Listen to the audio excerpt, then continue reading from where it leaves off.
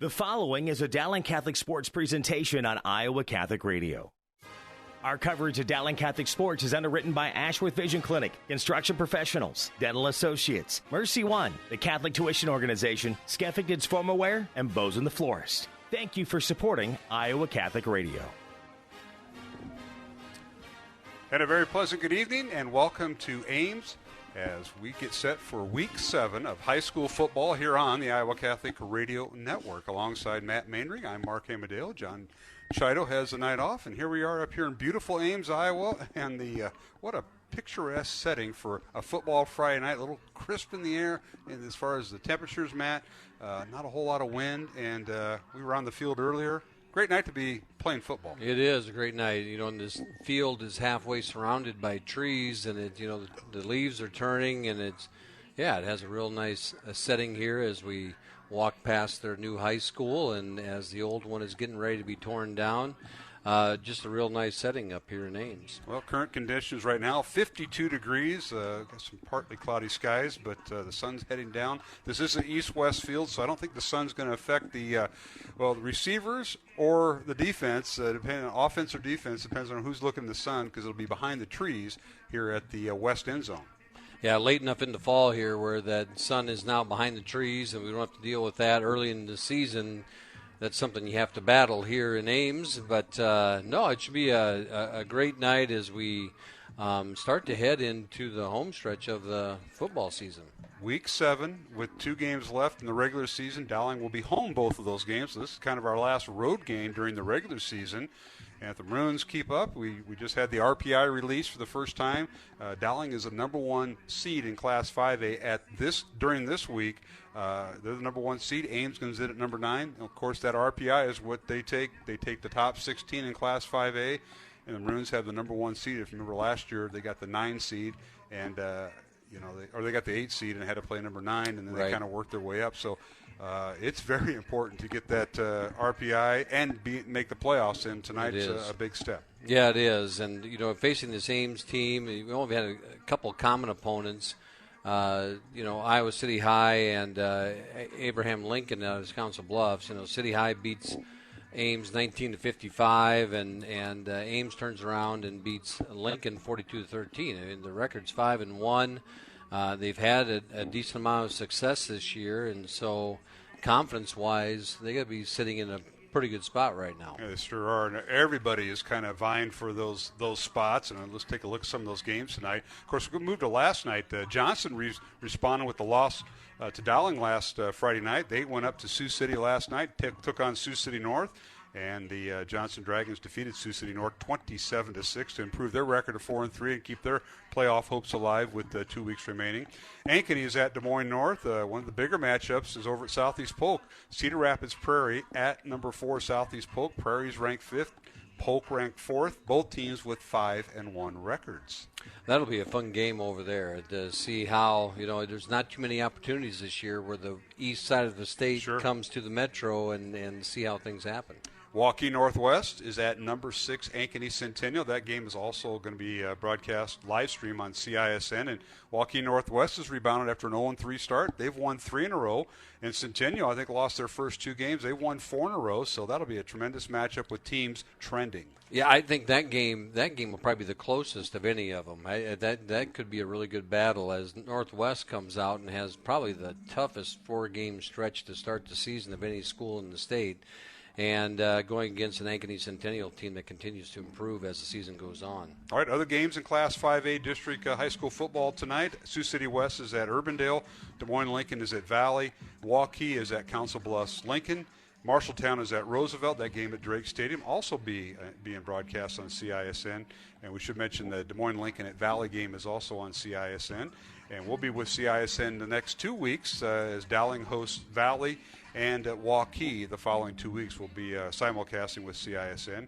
Other games, Des Moines East travels to Sioux City East up at Olson Stadium, and that'll be homecoming for Sioux City East. And finally, Linn-Mar Marion at Ottumwa, another 5A schedule. Some of the top-ranked teams in 5A outside the greater Des Moines area include number 1 Pleasant Valley. They're at number 10 City High of Iowa City. That might be those 2 teams' final test when they meet each other tonight before postseason begins, Matt. That's going to be, everyone's kind of wondering what's Pleasant Valley. Should they be number? Where do they sit at? And they're the only undefeated team. Tonight will be it'll be a good dipstick to see where they are at. And if City High can knock them off, it probably wouldn't be. Is that a surprise or not? I don't know. And Davenport West ranked 8th. They're kind of a surprise team. They're undefeated at 6-0 at number 7 Cedar Rapids Kennedy with a record of 5-1. Kennedy losing last week, their first loss of the year. They were in the top 5. That's a 7:15 kickoff at Kingston Stadium in Cedar Rapids, so another top 10 matchup. Number 9 Cedar Falls at winless Dubuque Hempstead tonight. That wraps up some of the top 10 teams in Class 5A. So we'll try to keep you abreast of some of that. Again, we're a little short-staffed. John Chido did not make the trip. He has family obligations tonight. He'll be back with us the next 2 weeks. But tonight it's Dowling and Ames. Both teams with records of 5-1. Dowling ranked, Ames not. Ames is 9th on the RPI poll. Dowling ranked 1st, so a very important game. And first time we've been up here in quite a few years talking with the Dowling coaches before the game. We played up here one time when Austin Arnaud was the quarterback, and it was a grass field. Next time Dowling came back, the turf field, which is about the end of its lifespan as we walked across it. It's just about the end of its lifespan, but still better than mud. Yeah, that's right. And it was good to see Lyle Fetters, the new AD here. I think he's in his second year here at Ames. Am I right? Second year? It's actually in his 6th month, probably. He came July 1st. Oh, he came July 1st. Yeah. That's right. Well, Lyle and I have a past as I was teaching at Sheldon when he was a student there and assistant basketball coach while he was playing and a guard for Sheldon. Great guy, and he will help take this program to another level. Yeah, and what a facility Ames has. We had to enter from a different way because they got the brand new school has been built. The old school will be torn down, but it's still up. The new school surrounds the old, and we have a new entrance to it, gained to the stadium. Yeah. Folks that are listening and may have been up at Ames before, you had to go through the high school commons area, go in there momentarily, then come out to the football field. They had 1 inch trying to make sure nobody kind of snuck in. Other than the radio people, and they changed that. We got to come in from the east side of the stadium, brand new entrance and a beautiful complex. So looking forward to that, and hopefully the game will be as well. We appreciate everybody listening. And before we go to break, thanks to Jimmy Olson. He is our studio producer tonight, sitting in for Jeff Piggott. So we appreciate Jimmy filling in. And we had a tremendous week with Iowa Catholic Radio in the fall carathon that raised money for the and you can still go to the internet, iowacatholicradio.com, tax-deductible pledge for Iowa Catholic Radio, self-supporting. We are listener-supported, and we've been on all week since Monday. So we want to thank everybody, including the folks at Dowling that pledged their support. You bet. Yeah, it's it's such a vital part of the Catholic community here in Des Moines is this radio station, and and what you do, Mark, for everything Dowling as far as the hours that you put in and traveling all over, covering everything. We've been everywhere, haven't we? Yes. Yeah, we want to thank all those folks. All right, earlier I got up with head coach Tom Wilson, and we'll play that interview coming up. It's Dowling and Ames, kickoff at 7 o'clock. There's no preliminary game, so we'll be right on time tonight. But first I caught up with the Dowling head football coach Tom Wilson, talking about tonight's game with Ames and reviewing last week's game with Johnston. Alongside Matt Mainring, I'm Mark Amadale, back with more pregame from Ames here on Iowa Catholic Radio. This is Adam Story, Diocesan Director of Marriage and Family Life, inviting you to the Milestone Marriage Anniversary Mass celebrated by Bishop Joensen on October 15th at St. Michael's Parish in Harlan. Couples celebrating milestone anniversaries will be presented with a special certificate of blessing and reserved seating for you and your family with a reception to follow. Learn more at dmdiocese.org or call 515-237-5004 to register. A message from Iowa Catholic Radio. Support for Iowa Catholic Radio is provided by Ashworth Vision Clinic. Complete eye exams, contact lenses, glasses, glaucoma testing, and pre- and post-operative care. 515-440-4610. AshworthVision.com. Iowa Catholic Radio, connecting listeners to Christ every day with people like you. This is Marilyn Lane, and my parish is Sacred Heart in West Des Moines. Thank you for listening to Iowa Catholic Radio.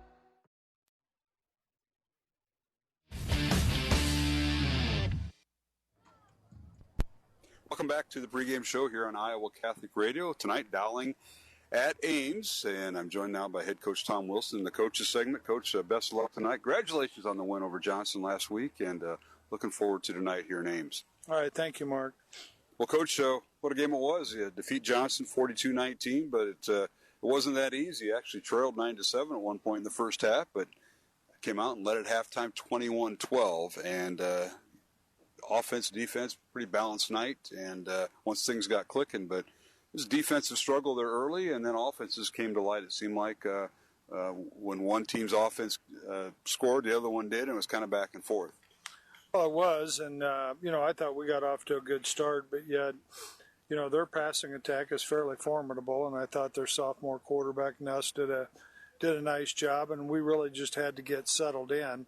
The safety was unfortunate on our end, and that's our fault, and, that kind of put us, in a trailing position once they had scored a touchdown, but as you mentioned, we'd kind of taken control a little bit towards the end of the second quarter and into halftime, and we certainly knew that it was going to be a game for 4 quarters. Well, Rashad Davis, first of all, great to see him back after sitting out a week with an injury. Scored 3 touchdowns for you, and C.J. Phillip scored on a run right before the half, so you got 4 rushing touchdowns, and just amazed at the progress the offense has made, being able to run the ball, and that sets up the passing game. Oh, there's no question it does, and C.J. and Rashad have done a really, really good job, but I think it also speaks to the development of the offensive line, and that has been great to see and much needed. And C.J. and Rashad are a good 1-2 punch, and they're really 1A and 1B, and put them where you want them. But I think obviously Rashad got the touchdowns, and it seemed like C.J. got the yards and things like that. But really proud of how that group has developed, and it's been a big part of our success. One thing that we had talked about with Johnston is they like to pass more than they run, and they tried to establish the run. Their tailback got involved early, and he got a couple first downs and a few drives, kind of shocked everybody. Maybe not so much your coaching staff, but things kind of settled down defensively, but your defense started to take over and allowed 1 touchdown in the second half. Yeah, really we got into a situation where I think they felt they had to abandon the run, and they did have a couple of carries. I still think they averaged under 4 yards a carry for the night, and they got their yards and through the air, and one was a broken play they got them in position at one time, but got them some yards. But defense settled in, did a good job, and then that allowed our offense to get clicking in the second half, especially towards the end of the third quarter, into the fourth. I thought we made some adjustments at halftime that really weren't that great, to be honest, and we went back to what we'd practiced all week. And that's where Jackson started finding our receivers, and our backs were able to get loose. This is with head coach Tom Wilson before tonight's game. It's Dowling and Ames here tonight in Ames High, and we haven't been up here in Ames for a while. But, Coach, we mentioned last week with Johnson liking to pass more they can run. Well, Ames does it, but you can times that by 2 because that is what they live off of. And I think their quarterback, the coach's kid, Saucer, lit up Council Bluffs Jefferson last week. So this is kind of a precursor. Dowling Johnson going into transition to Dowling Ames tonight. Yeah, they do a great job. He's throwing for a ton of yards, and he's got capable receivers. Oddly enough, they talk about the passing game, but they've got a sophomore running back that has a Division I offer already, and they'll use him in the run game, but also use him in the pass game as well. So they have some talent on offense for sure. Quarterback does a nice job of distributing the ball around. It's going to be another challenge for our guys on the defensive side. And we'll get more to Ames here in the second segment, Coach. But recap of last week's Johnson win. What are some of the things that you saw positive from your team? Some of the kids that may not get mentioned, especially on radio or even interviewed on postgame, some of the things you saw this week from this group. Yeah, I just think we have kids that continue to develop. I think there's kids like Vinny Bertinoli who, he gets his time mostly on special teams, but he's really good at it. And so if something is needed special teams-wise, we go to Vinny. And he's embraced that role. And a lot of times you're not going to read about it or we're not going to talk about it, but it's really, really important to us. And I think, defense, they had to struggle for a while, but they got their feet under them, as you mentioned. And that was good to see. There was really never any panic. And then I really thought we established ourselves offensively as I mentioned, towards the end of the third quarter and into the fourth.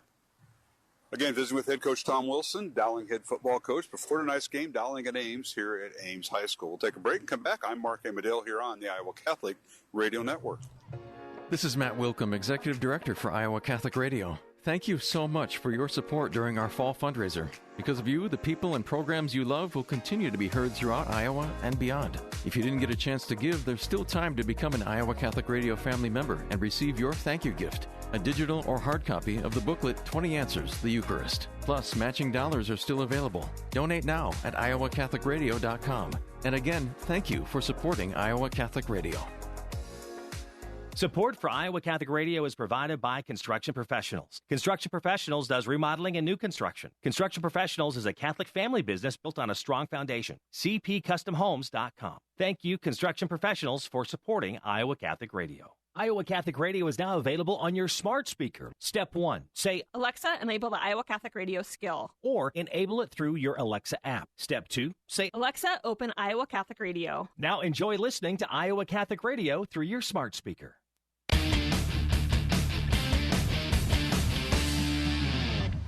Welcome back to the pregame show here on Iowa Catholic Radio. As we continue our coaches segment, Mark Amadale continue my conversation with head coach Tom Wilson of Dowling Catholic. The Maroons come in with a 5-1 record, and coach, hard to believe we're in week number 7 of the high school football season, and it's Dowling at Ames. They haven't been up here in a while, but Ames is always tough, and of course Coach Saucer's done a nice job. He's got a nice quarterback, Dallas Saucer. He can sling it, 23 touchdowns, 4 interceptions, and that's the challenge tonight for the Dowling defense on the road.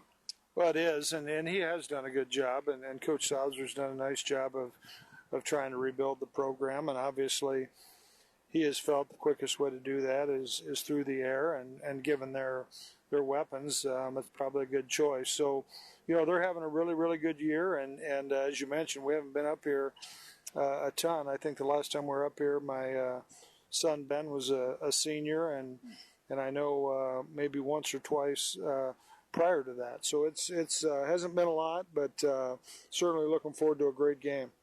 Yeah, lots of weapons for Saucer to throw. You mentioned Jamison Poe, the outstanding sophomore, and he leads the team in rushing yards. He's their ground gainer, but he also is one of the leading receivers on the team because they sling the ball almost every down. But they got weapons like Jalen Luth, who's their leading receiver, number 5, and another young man, Deshaun Long, and along with Braden Bielner, number 45 and 3, respectively. So they're going to sling it, and that's the challenge for Coach Campbell, the Dowling defensive coordinator, and your staff. It's going to be interesting to see how you defend this team. Yeah, Jalen Luth is a nice receiver, and they've gotten some people back since the academic eligibility they had served their time, and I think getting those guys back has certainly helped their team. And Deshaun Long is a nice athlete, was mainly a starter on defense a year ago as a freshman, and now as a sophomore and playing a little bit both ways. And that's part of what they do. They'll have quite a few kids that will end up playing both ways, and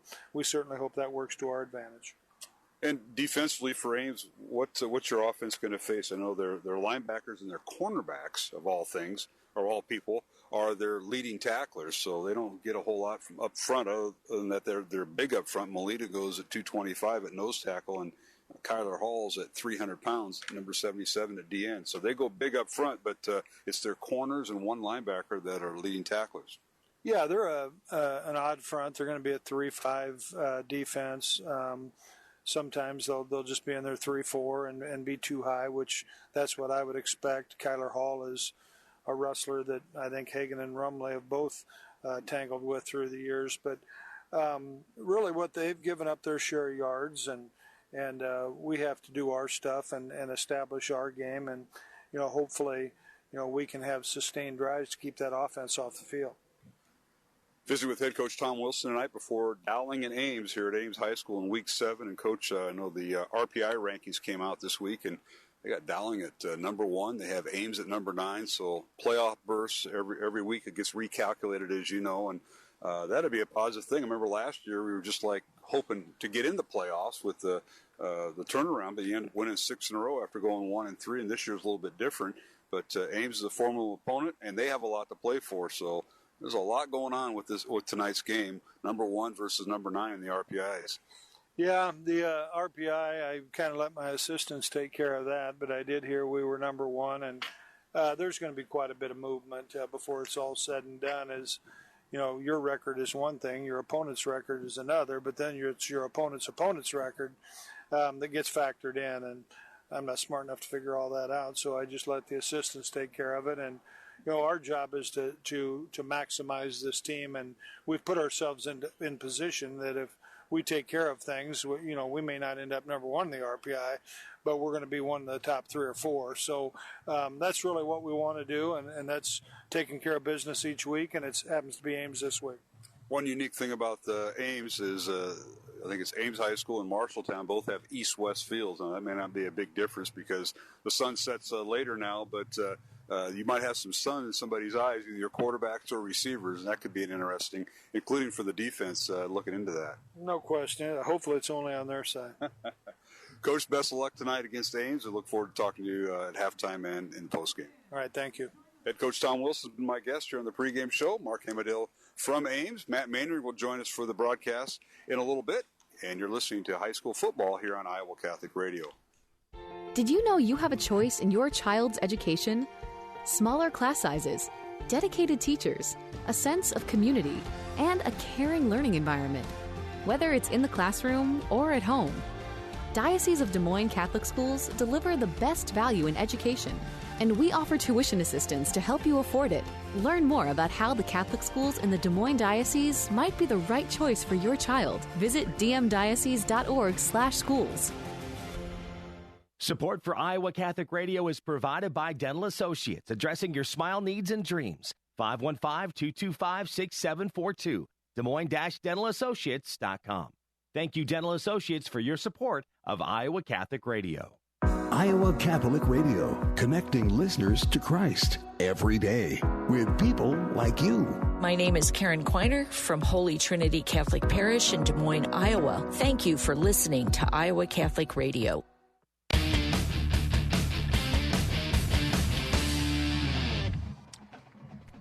Welcome back to Ames High School. Alongside Matt Maynard, Mark Hamadale, as we are on our pregame show here on the Iowa Catholic Radio Network.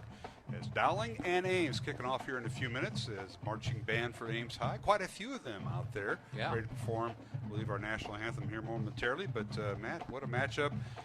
We thought Joensen threw the ball a lot, and they did not too bad with their running game. They kind of balanced it, about 60-40. Tonight it might be more closer to 70-30 or 80-20, 80% passing by Ames because they can sling it, and as you heard from Coach Tom Wilson, it could be interesting. Yeah, and the Saucer kid, you know, had 23 touchdowns and only 4 interceptions, so they're, you know, he's taking care of the ball as well, and so it is going to test this Dowling defense a different way that they haven't been tested this year, so it will be interesting. All right, we'll take a break and come back with the starting lineups, Dowling and Ames, here from Ames High School on Iowa Catholic Radio. Hi, this is Dr. Dan Ryan, president of Dowling Catholic High School. Welcome to another season of exciting Dowling High School football. We are proud to be partners with Iowa Catholic Radio, not only broadcasting football, but also being partners in preparing Christ-centered leaders for life. Go Maroons! Hello, my name is Father Reed Flood. Let us pray together for the coaches, players, and trainers for this athletic competition this evening. In the name of the Father, and of the Son, and of the Holy Spirit, amen. Heavenly Father, we thank you for all your gifts. We ask that you bless all those involved in this athletic competition this evening. We ask that you keep them safe and that they show good sportsmanship. We ask this through Christ our Lord. Amen. Saint Sebastian, pray for us. In the name of the Father, and of the Son, and of the Holy Spirit. Amen.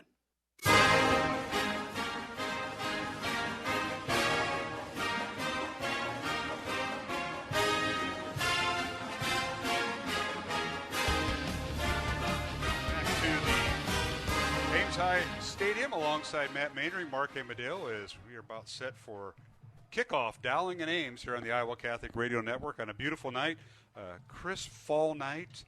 Yes, I had my first bowl of chili today. I don't break that out.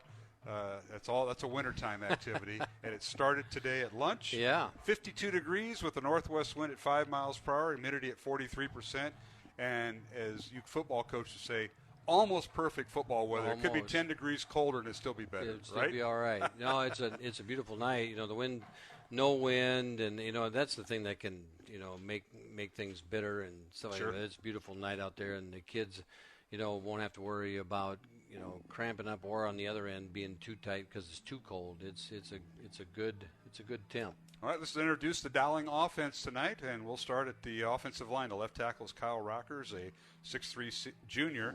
Left guard is Cade Batterton, number 64, a 5'11 senior. Max Shelton is the center, number 57, a 5'11 junior. The right guard is Nate Agos, number 50, a 6'2 junior. And the right tackle, George Nahas, number 77, a 6'4 senior. And then the tight ends for Dowling, Jalen Thompson, number 88, a 6'4 senior, along with Danny Nielsen, a 6'4 senior. Wide receivers for the Maroons, Cooper Nicholson and Hank Brown man the flanker positions. Cooper is a senior, Hank Brown a junior.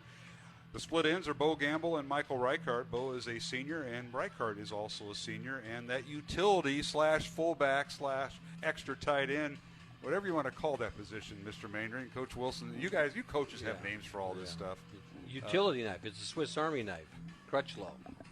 Yeah, there you go. It'll be Hunter Crutchlow and Ben Hoover will man that utility spot. The quarterback is Jackson Smolik, and he's backed up by Dante Cataldo. Running backs for the Maroons are C.J. Phillip and Rashad Davis. We may see Jack Moore in a little bit, but C.J. is a junior. Rashad Davis is a sophomore. So let's look at the Dowling offensive line. Defensively for the Maroons, they've forced 6 fumbles. They have 4 interceptions. They have 10 turnovers they forced this year, and they're led up front by the big 3, Carson Hagan, Ralston Rumley, and Cody Hikas, all 3 seniors, and they're followed in the backs with linebackers Braden Pearson, a senior, along with Joe Hughes, a senior, Jimmy Wanix, a senior, Dylan Manning, a sophomore, and Matt Hanton, a junior. Those are the Dowling 5 linebackers. Cornerbacks are Jake Anderson on the left side, a senior, and Jared Rickey, a senior, along with free safety Justice Williams, who's also a senior. Doing the kicking duties tonight is Marty Blount. The sophomore will kick off and handle field goals and extra points. He's backed up by another sophomore, Connor Larson. We understand Andrew Schumacher could be cleared to play next week. Dowling's punter will also be their starting wide receiver, and that is Cooper Nicholson. He's backed up by Joe Vidane. And I guess the injured list, we mentioned Schumacher not being able to do the place kickings for another week with a back injury. Will Leifker is out with a broken leg, and I don't think he will be eligible or will be cleared to return before anything short of the playoffs. I just talked to him today. What did he say? Well, we're not saying anything. Oh, you can't say anything. That's right.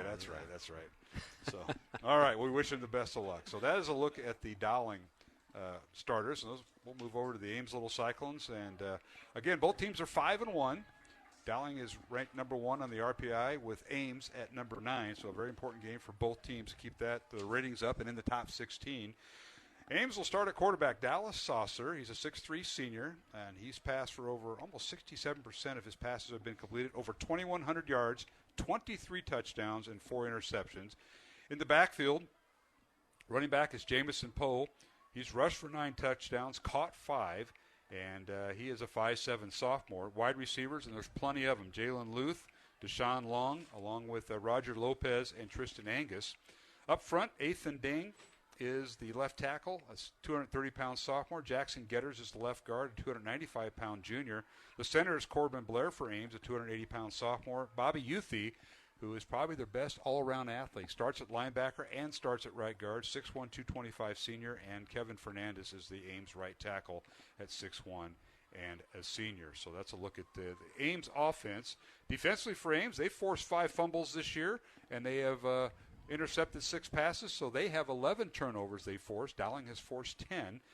Defensively up front, their nose tackle is Sebastian Molina, 225-pound senior. Kyler Hall is 6'4", 300 pounds. He's a defensive end, as is Kevin Fernandez, a 6'1" senior. So they go a 3-4-4 matchup, and they'll kind of move that around, as you heard from Coach Wilson, Mr. Maindring. And Bobby Youthy is the outstanding linebacker, starts at right guard. J.J. Willett, Roger Lopez, and Cameron Cantonwine are the linebackers. Jackson Danielson and Lane Kinnings are the corner. Safety is Ronald Moore and Roman Johnson.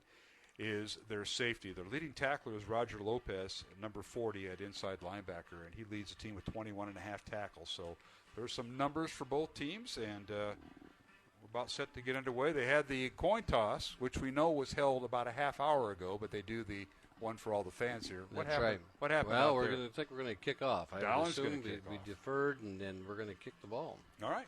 So the Ames Little Cyclones wearing their home black uniforms with red numbers, black helmets, and white pants. Dowling in their road white uniforms with maroon pants and white helmets. Dowling will defend the west end zone as the sun sets. The sun will not be a factor tonight. The lights are starting to take the full effect here on this beautiful fall night, 52 degrees at game time.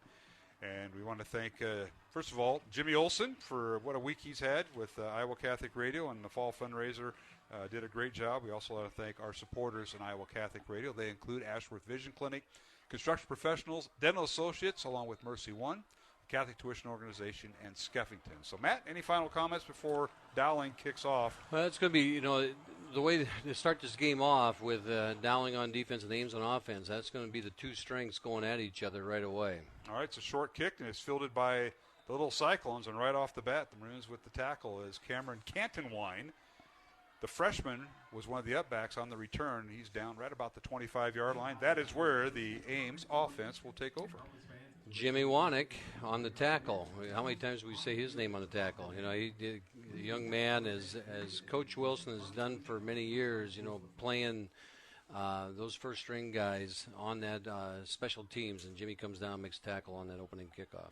All right, first down Ames are going to spot them at their own 27-yard line, and one of the few fields that we're on that has a scoreboard on both end zones. So they have the end zone with the screen and the digital fancy stuff, and they have just a regular scoreboard in the west end zone. And now Ames will like to go with an extra tight end, two receivers to the right as they move some personnel around. Poe in the backfield, Jamison Poe. Here's a snap, a little toss, sweep to the from left to right, and moving upfield out of bounds at about the 34-yard line. Nice run that time by the Little Cyclones as they gave it to one of their wide receivers, Deshaun Long.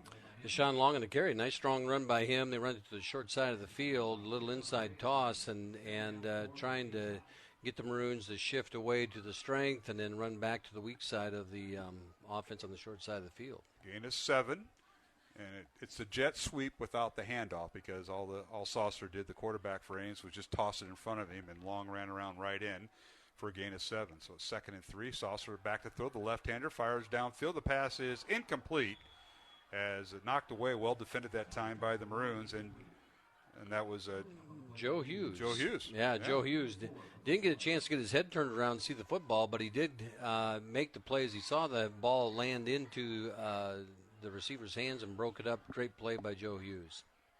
It'll bring up 3rd down and 3 for Ames. They go left to right, east to west on this east-west field on this crisp Friday night. Two receivers to the right, one halfback to the left, and a tight end on the left side. Here's a toss once again. Jet sweep to the right, trying to turn the corners long. He's hit and tripped up at the line of scrimmage. Fell forward for a yard, a gain of 1. Going to bring up 4th down for the Little Cyclones. Fool me once, it's not going to happen again. They run the same play they ran the first exactly. on the first play of the series, and did not move the Dowling defense away. And no gain on the play, and the punt team runs out. Little Cyclones will punt. Back deep for Dowling is Cooper Nicholson. He stands right around his own 35-yard line. And doing the punting for Ames is Braden Bielner, 6-foot senior, waits at his own 20-yard line from the snap. Good snap, and Bielner gets it away. It's almost like a knuckleball, but it turns over and fielded by Cooper Nicholson right around his own 43-yard line is where they'll spot it. That's where the Dowling offense will be. 1st and 10 from their own 43-yard line. 10:54 remaining. First quarter, no score between Dowling and Ames. Both teams with 5-1 records. Matt?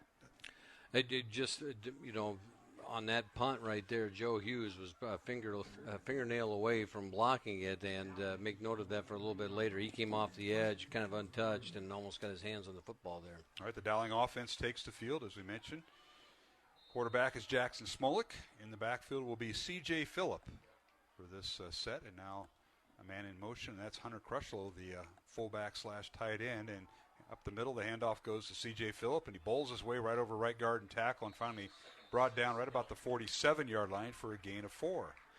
Indeed, the offensive line fired off the ball right there and got a push on that front three from Ames. In these 3-4 offenses, those defensive front is supposed to consume blockers. And in that case right there, the offensive line was able to get to that second level and make some blocks downfield. All right, the Maroons come out with 3 receivers to the right, 2 to the left, empty backfield, no tight end. Run a man in motion. That's Cooper Nicholson right to left. Dowling going west to east here on this field. Back to throw Smolik. Throws the right side. It's caught and scrambling up across midfield and brought down shy of the first down is the Dowling receiver over there, and that would be Bo Gamble. And they run that little screen with Nahas coming out and pulling out and trying to get a block on the corner right there. On that play, Ames only had 2 guys with their hands on the ground and had 2 guys up on the edge coming at Smolik from his right side, the defense's left side, and he threw right into it. And got a little gain. You're going to see a lot. Dowling won last year 49-6 at Valley Stadium in the first of the 2-game series. So this is the return match. And again, the handoff goes to Phillip. Dances away. He's got the first down, and it wasn't easy. He was stopped at the line of scrimmage, did a little dance, went outside right end, and picked up the first down at the Little Cyclone 43-yard line. Something we haven't seen so much from CJ. CJ does a really good job of keeping his hips square and getting downfield. And right there, he had a little sideways move and got leverage on the edge and was able to get outside and get a first down. Nice run by CJ Phillip.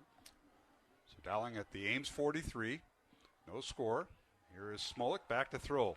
On play action. Now the pocket breaks down. Smolik wants to run, stays to the line of scrimmage, fires it in his zone. He's got Cooper Nicholson wide open, and the ball hung in the air way too long, and it was knocked away and incomplete at the last moment.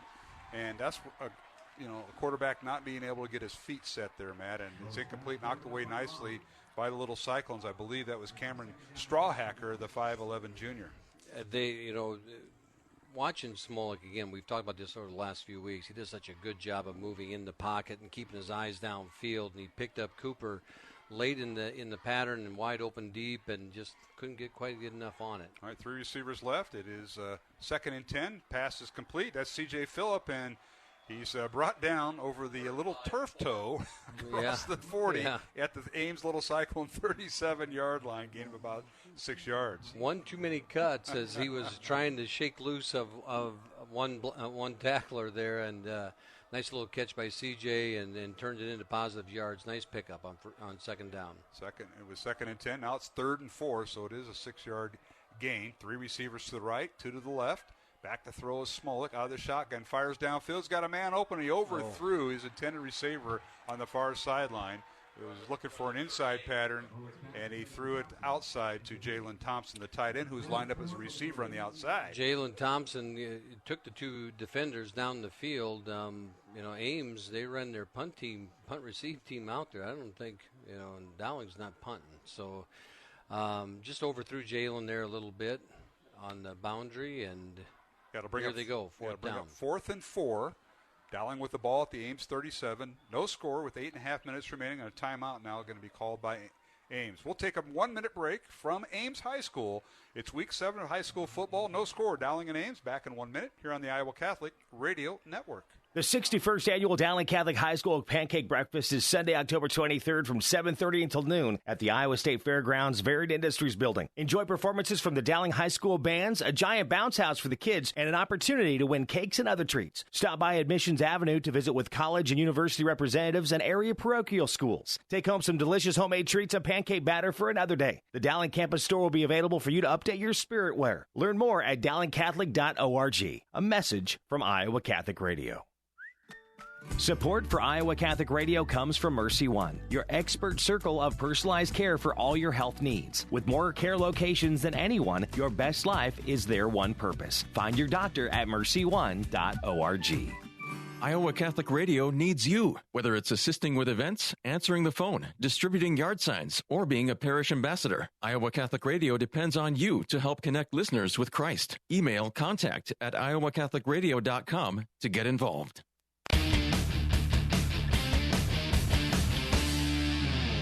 All right, it's 4th and 4 Dowling, and the Maroons now with the pass. It's caught, first down. Smolik rolled out to his right and fired it to the far sideline away from the press box, and it was caught that time for a first down by Bo Gamble. I believe that was. Well, he was one that got up off the ball, maybe. Yeah. But nonetheless, first down Dowling. What a play that time on 4th down. They're getting right back on it here. Is a nice throw there by Smolik.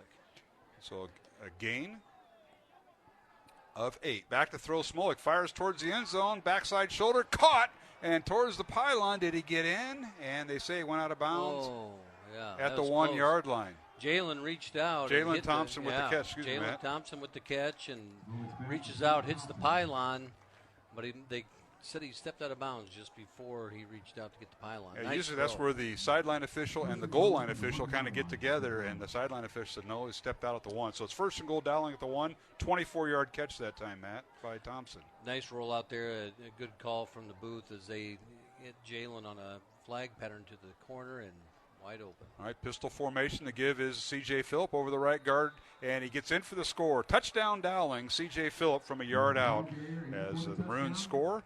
2 big pass plays on 4th down. Bo Gamble, we think, was the receiver that caught the 12-yard gain for a first down. And then the next play, Dowling goes hurry up. You get it down to Jalen Thompson. He's knocked down at the 1 yard line. And then touchdown C.J. Phillip from a yard out. Pretty efficient offensive series there for the Maroons. Extra point is Carson Hagan will snap it, and Jack Jepson puts it down. Marty Blunt's extra point is up and good for the sophomore. Dowling now leads 7-0. We'll take a break. With 8:10 remaining first quarter, Dowling leading 7-0 over Ames on Football Friday here on the Iowa Catholic Radio Network. All right, we're back here at Ames High School alongside Matt Maindring, Mark Amadale, as the Maroons score on their first possession. Dowling's offense taking the ball from their own 43-yard line, and they go 57 yards for the score. The extra point good, 7-0 Dowling, and the Maroons now kicking off, and it's a high short kick, and it bounces at the 20 and picked up by Ames right at the 20-yard line, and run out of bounds is the return person. So Little Cyclones will take over 1st and 10, Matt, from right around their own 20-yard line with 8:04 remaining here in the first quarter. Dowling strikes first on their first offensive series and a big 4th down call. Yeah, it was, and great throw down into the corner for Jalen Thompson. Makes a nice catch and extends out and just short of the end zone.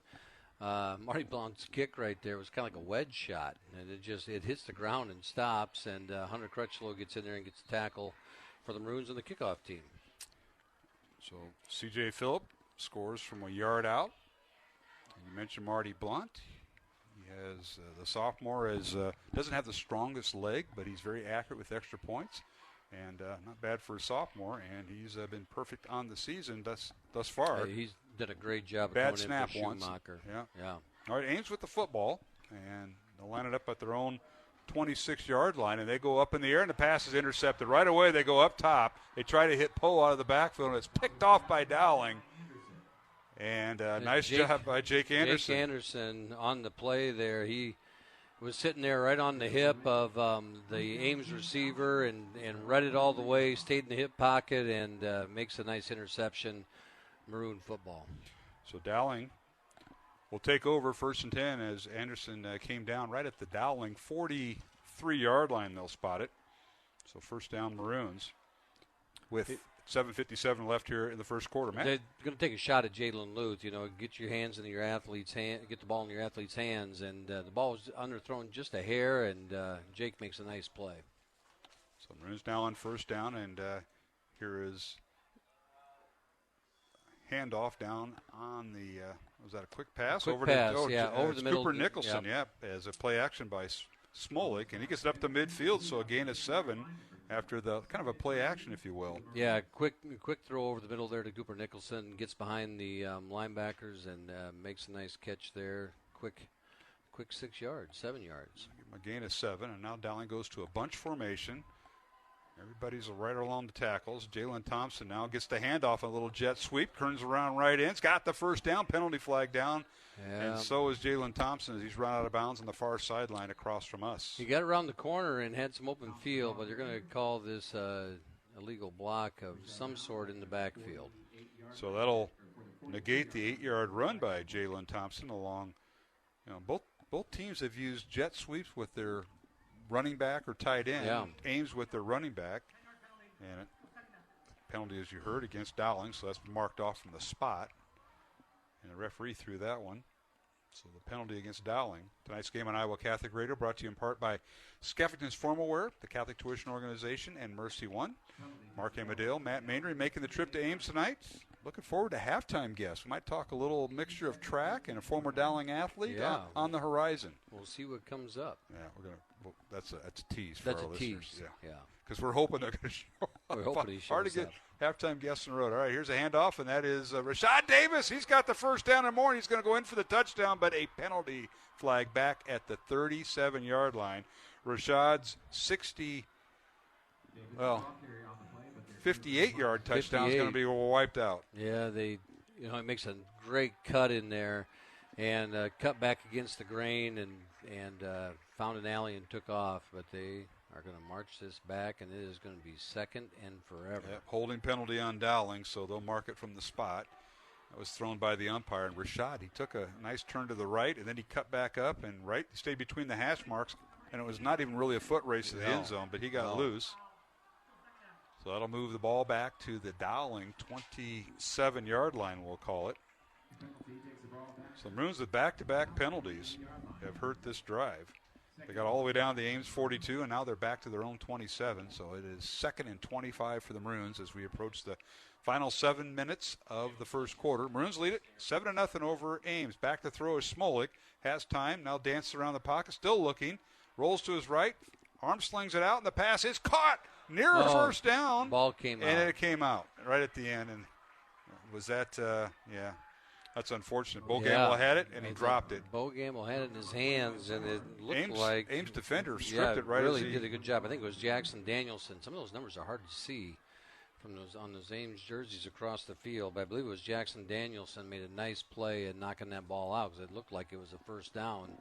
And now it's 3rd and a bunch for the Maroons. Why do you football coaches order uniforms like that? That makes it hard for the media to see. Dowling's got their white with the Maroons. Pretty legible. Yeah. Back to throw is Smolik. Now feels pressure, rolls to his right, looking, fires the ball downfield, and slings it. It's incomplete. Right at the 50-yard line. I think he was trying to hit his Hank Brown was a close receiver, and Dowling now will be forced to punt from their own 27. You just can't overcome 2 holding penalties, and those 20 yards just cost you, and puts you in the hole, and it takes you out of anything that you want to do. Normally, it takes the run out of the game for the Maroons. Well, Cooper Nicholson will be in to punt, and he will punt it too. Cameron Strawhacker, is a young man back, and now a fair catch signaled by the other Twin safety, and the ball's great loose. Punt, ball's down. Strawhacker fumbles it, apparently, and Dowling's got it at the 25 of Ames. How about that? That when you watch punts, Cooper Nicholson just boomed that thing, and it turned over. And you wait for that spiral to turn, and it turned down and made a great play, and the Dowling defenders were right on it. We got Justice Williams with the recovery. Apparently, he was the one that was most excited. And Dowling with the first down now off the fumbled punt by Ames. And that was a key mistake that time by Strawhacker, the 5'11 junior, who was back in as one of the Twin safeties. So Dowling with the first down. 6:40 remaining, first quarter, 7-0 Dowling here in Ames. Maroons from the Ames 25. Smolik at quarterback, 2 receivers left. One to the right, the handoff to Rashad Davis. Rashad bounces outside, down the far sideline, and finally run out of bounds inside the 20. And the referee will spot him out around the 19-yard line, maybe the 18 for a gain of 7. He was able to bounce that to the edge. They had it kind of sealed up there, run to the short side of the field, and he bounced outside and found a little air, and he says, I want that touchdown back. Well, he's going to get a shot here. He's going to get a few opportunities. It'll bring up 2nd down, and we'll call it a short 3 for Dowling, right at the 18-yard line of Ames. Maroons in the Bozen Flores red zone. Say more with Bozen, 515-244-ROSE. That's 244-7673. Here's Smolik, and the give is to the tailback, and I believe that's Rashad still in there. He's near a first down. They're going to stop the clock, which means he must be. As I didn't see them interchange C.J. Phillip, we'll say Rashad gets it inside the 15, down to about the 14, gain of 4. On the offensive line, Joe Freilich is in there now at big number 78, 6'2", 270-pound junior, in at that right guard position, and kind of thought he was going to get some snaps in there, and he was coming off an injury, and another big body out there for the Maroons. That was in the preseason that he had his injury. 1st and 10, Dowling. They're going to spot it at the 14 to give us to Rashad Davis. Dances around between the guards and finally goes over left guard and puts his head down inside the 10 down to the 8-yard line. Another chunky yardage, 6 yards that time. Dowling averaging 5 yards a carry last week against Johnston, and they're up to that average here when they do run it. And Roger Lopez gets the stop for the Little Cyclones, and a nice strong run again by Rashad Davis. So Davis with runs of 7, 4, and 6 yards after Dowling recovers a punt by Justice Williams. The interception earlier by Jake Anderson. Handoff is Rashad Williams again. Dives towards the end zone. Did he get in? Touchdown Dowling. Touchdown, yep. Touchdown Rashad Davis. Stayed between the tackles and ran it right over center is where he ended up. And the Maroons now add on another touchdown. They lead it 13-0. Right behind Cade Batterton, Max Shelton on that left side, and Davis was kind of dancing through those linebackers and found the end zone, got across, and he got it back. Well, all this started back at the 43-yard line. It started with the Jake Anderson interception, and the Maroons ended up punting and recovered the fumble. So the extra point is good by Marty Blount. Dowling leads at 14-0 from Ames. Here with 5.5 minutes remaining in the first quarter, along with Matt Maindring, Mark Amadeo back in 1 minute here on the Iowa Catholic Radio Network. Iowa Catholic Radio business underwriters provide people with the opportunity to hear the Word of God and grow in their faith each and every day. Our business supporters have helped expand our network, connecting more listeners to Christ. Would your business or organization like to share in this mission? If you own or manage a business, we would like to talk to you about how you can make a positive impact in the state of Iowa and beyond. To learn more about becoming an Iowa Catholic Radio underwriter, contact Deacon Mark 515-223-1150 or visit iowacatholicradio.com. Support for Iowa Catholic Radio is provided by Skeffington's Formal Wear, in business since 1951, with locations in Des Moines, West Des Moines, Coralville, and Ankeny. Skeffington's Formal Wear, fitting you for life celebrations. Online at skeffingtons.com. Iowa Catholic Radio, connecting listeners to Christ every day with people like you. I am Father John Obrobe, working in the Diocese of Des Moines. Thanks for listening to Iowa Catholic Radio. Listener-supported Iowa Catholic Radio, 1150 AM KWKY Des Moines, 94.5 FM K233BT Des Moines, 88.5 FM KIHS Adel. Online anytime at iowacatholicradio.com.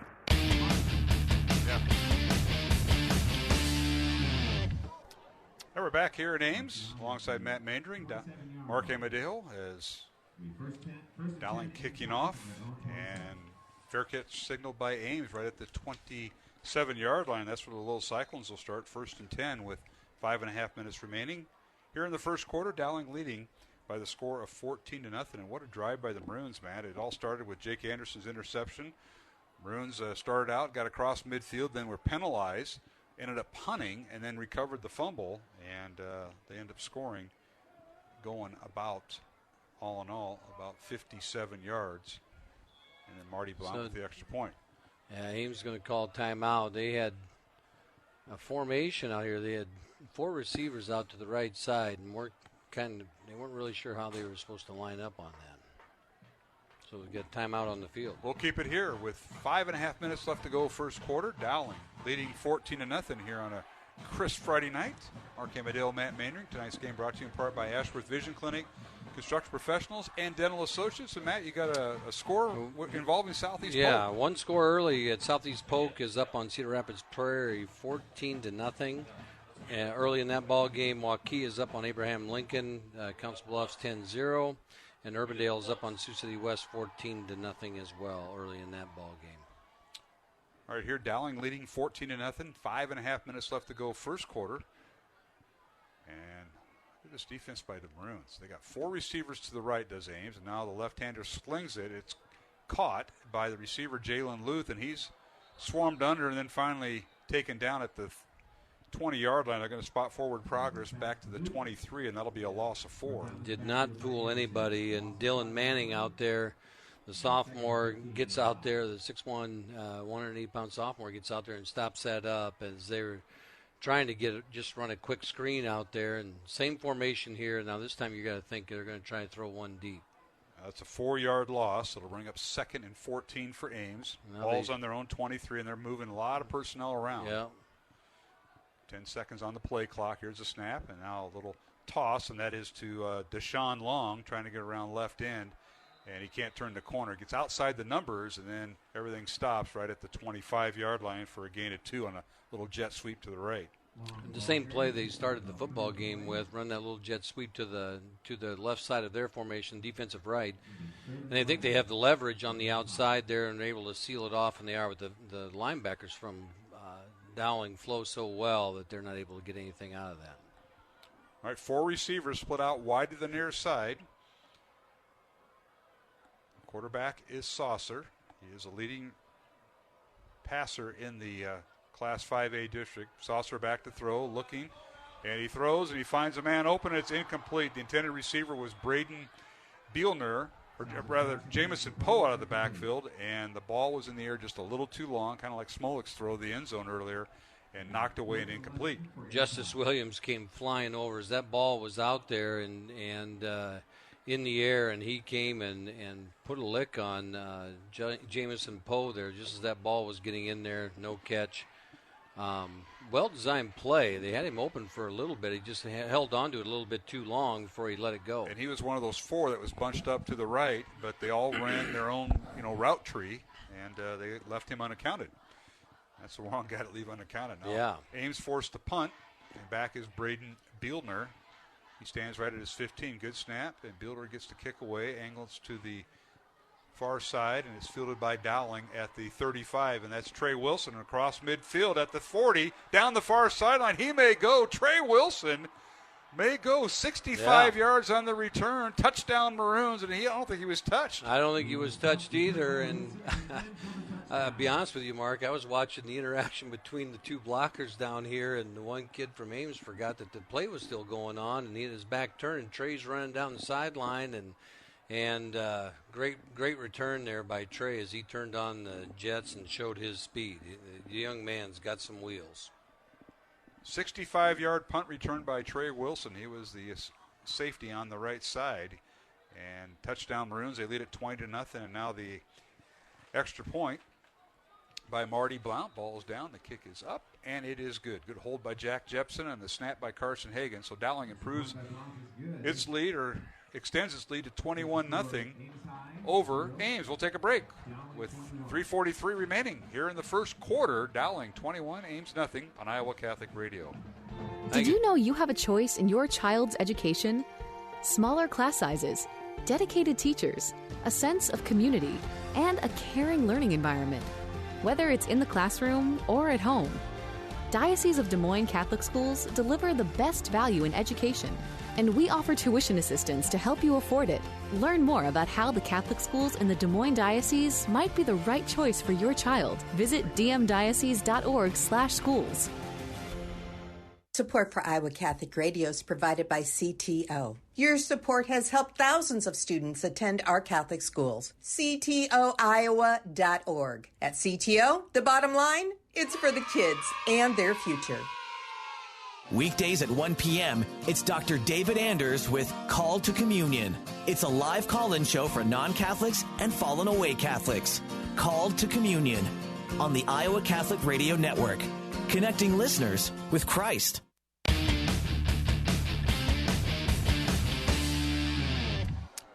And we're back here in Ames. Dowling has extended its lead, this time on special teams. Trey Wilson on a 65-yard punt return gives Dowling a 21-0 lead. Marty Blount is perfect in extra points, and now he kicks off. A little spot kick, refielded at the 20-yard line by the little Cyclones, and hit and driven down. You know, when you're not blessed with a kicker that can kick to the end zone, you kind of spot kick. And Marty has done that with the help of the rest of the special teams since he's taken over here for Andrew Schumacher. This game so far is the special teams have been the difference you get the turnover on the punt and gets the Dowling back after Dowling stopped their own drive, and then the punt return for the touchdown by Trey Wilson, and that's 14 points in a hurry for the Maroons from, coming out of their special teams. 1st and 10 Ames from their own 32-yard line, about a 7-yard return on the punt. And they give it to Poe, and he's wrestled down. Jamison Poe, their outstanding sophomore running back, and he's hit and driven down.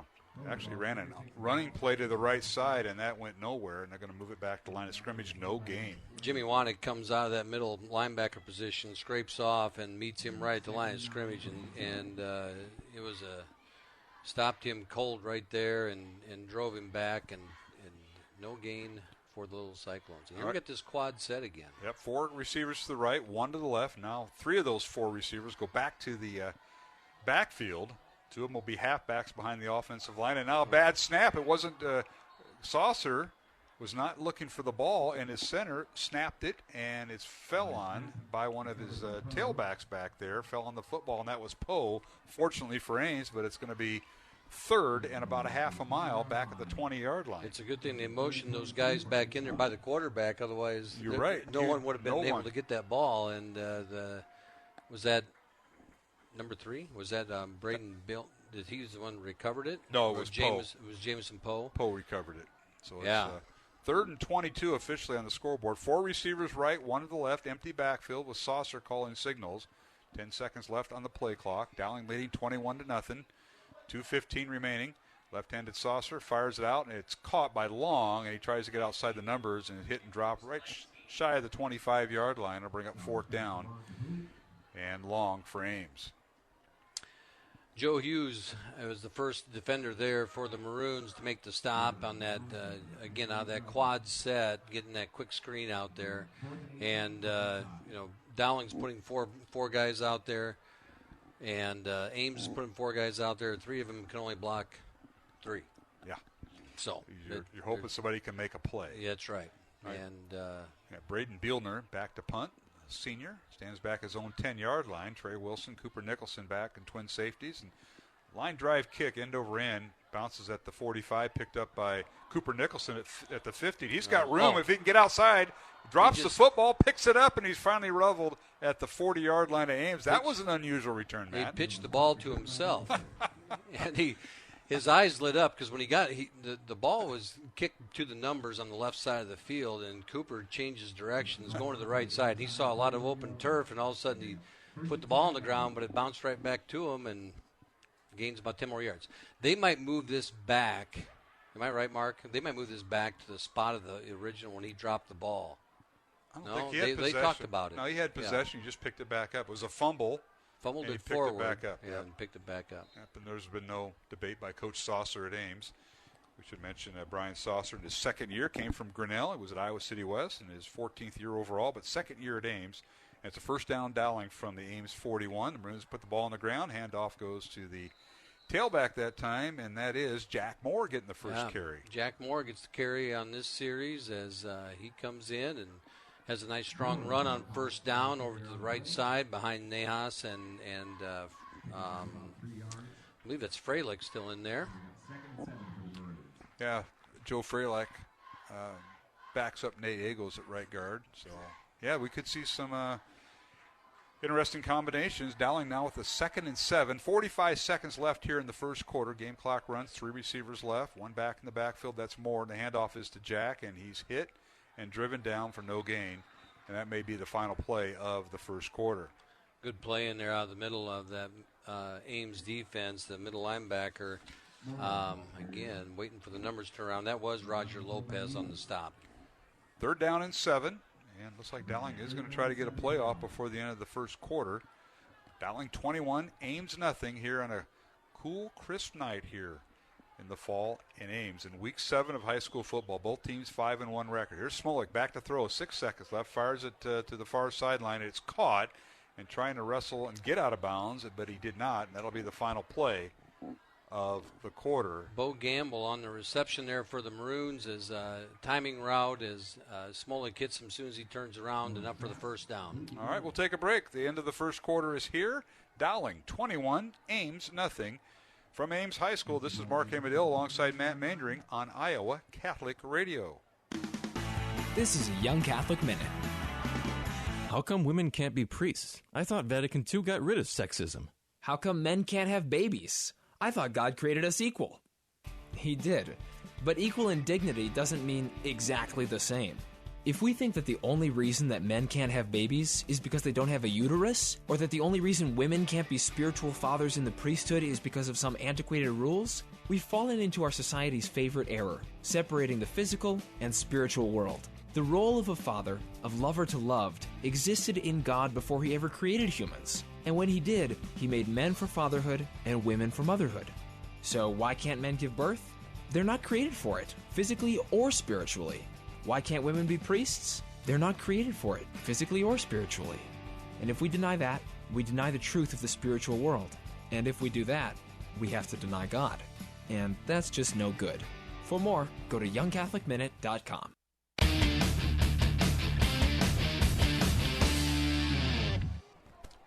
Hey, we're back here at Ames. Mark Amadale alongside Matt Mandering. John Chido has the night off. A little family thing, so we don't have our sideline guy tonight. But it's first down, Dowling from the Ames 29. Maroons will have two receivers to the left. And they'll bring an extra tight end to the right. And we got to stop to play here to start the second quarter. Matt? The right side linebacker for the Ames defense walked up to show, and he walked across the line of scrimmage. He just walked up across the line of scrimmage. It's a neutral zone violation. Right now with Freylack in there for the Maroons, that right side of that line of scrimmage is big. And, you know, you have Max Shelton in there at center at 5'11", 210. Freylack runs 6'2", 270. And Nahas 6'4", 275. And then you put Jalen Thompson at 235 next to him. That's kind of a formidable front in that right side. Yeah, it certainly is. And now Dowling with the football. They run the first play from scrimmage to start the second quarter. And the Maroons put the ball on the ground to Jack Moore, and he's brought down inside the 20 down to about the 18-yard line. May have picked up 6 yards on the play. So it'll be first down. And they're going to back up with a holding. Holding on the Maroons. I see that as everybody moves from the penalty flag. Danny Nielsen's in there now for the Maroons at the other tight end. They get Freylack for the hold. Yep. So penalty against Dowling. That'll negate Jack Moore, who's in there at tailback. That'll negate his run. Move the ball back to the 32-yard line. It's a 10-yard spot foul. As they're getting set up here, Mark, we got Waukee Northwest 14, Ankeny Centennial 0 in the second quarter.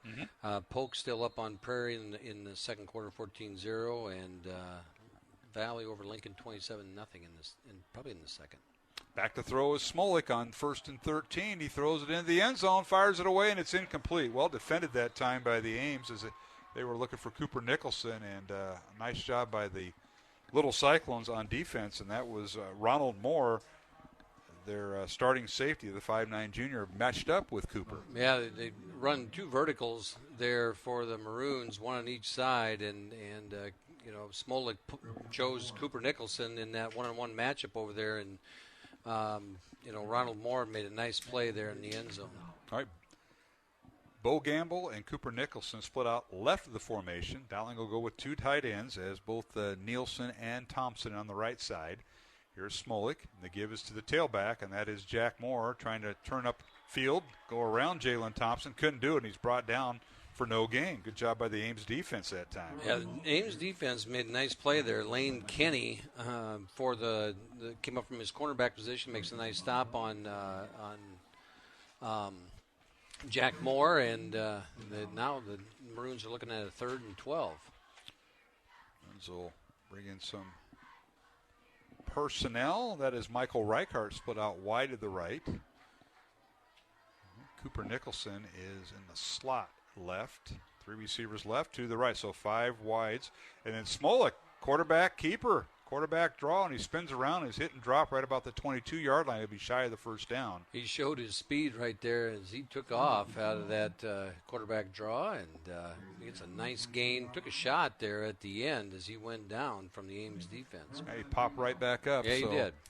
That'll bring up 4th and 3 for Dowling. The line of scrimmage is at the 22 of Ames. So Smolik a 10-yard run, but he's shy of the first down. So it's 4th and 3. Dowling can get a first down at the 19. They're going for it. Once again, a 5-receiver set, 3 to the left, 2 to the right. And here's Smolik. Back to throw. Fires a quick slant. Pass is incomplete as he tried to hit that slot receiver, Bo Gamble, on the right side, running the post route, and it's incomplete. Ames gave a little bit of a different show there on defense as they looked like they were going to stack up and blitz from the right side, and then they dropped back into coverage, and that's what Smolik saw as well, as he saw Gamble coming over the middle and threw it, but the Ames were falling back into coverage and was able to knock that down. So Ames takes over on downs with 10:21 remaining, second quarter. Dowling leading 21-0 here on Iowa Catholic Radio from Ames High School tonight. First time we've been in Ames for quite a while, probably about 6 or 7 years or so. Little Cyclones with the first down at their own 22, 3 receivers left, and that's where they throw it. They fire it out. Jamison Poe with the catch, and he's run out of bounds by Braden Pearson, just right around the 25-yard line, gain of 3. Quick little pickup there as the Maroons are seeing a little softer coverage as he comes out of the backfield, and good reaction, though, as the defense flowed right to the football to keep it as a 2-yard gain. I'll call it 3. Stepped out at the 25, yeah. So it's 2nd and 7 Ames. They'll go with 2 receivers to the left, and their halfback now goes in motion. He sets up over just outside the right tight end, and now 3 receivers left as they put a man in motion. Saucer back to throw, fires over middle, and intercepted again by the Maroons. Matthew Hanton with the interception, and he returns it down to the inside the 25, and that's where Dowling will take over. So Hanton with a pick, and also tonight the Maroons had an earlier interception by Jake Anderson. Deshaun Long was coming out over the middle, and he saw an open turf, and he puts up his hand, and Saucer saw that, but did not see Hanton sitting back there in coverage, and it was an easy pick. Matt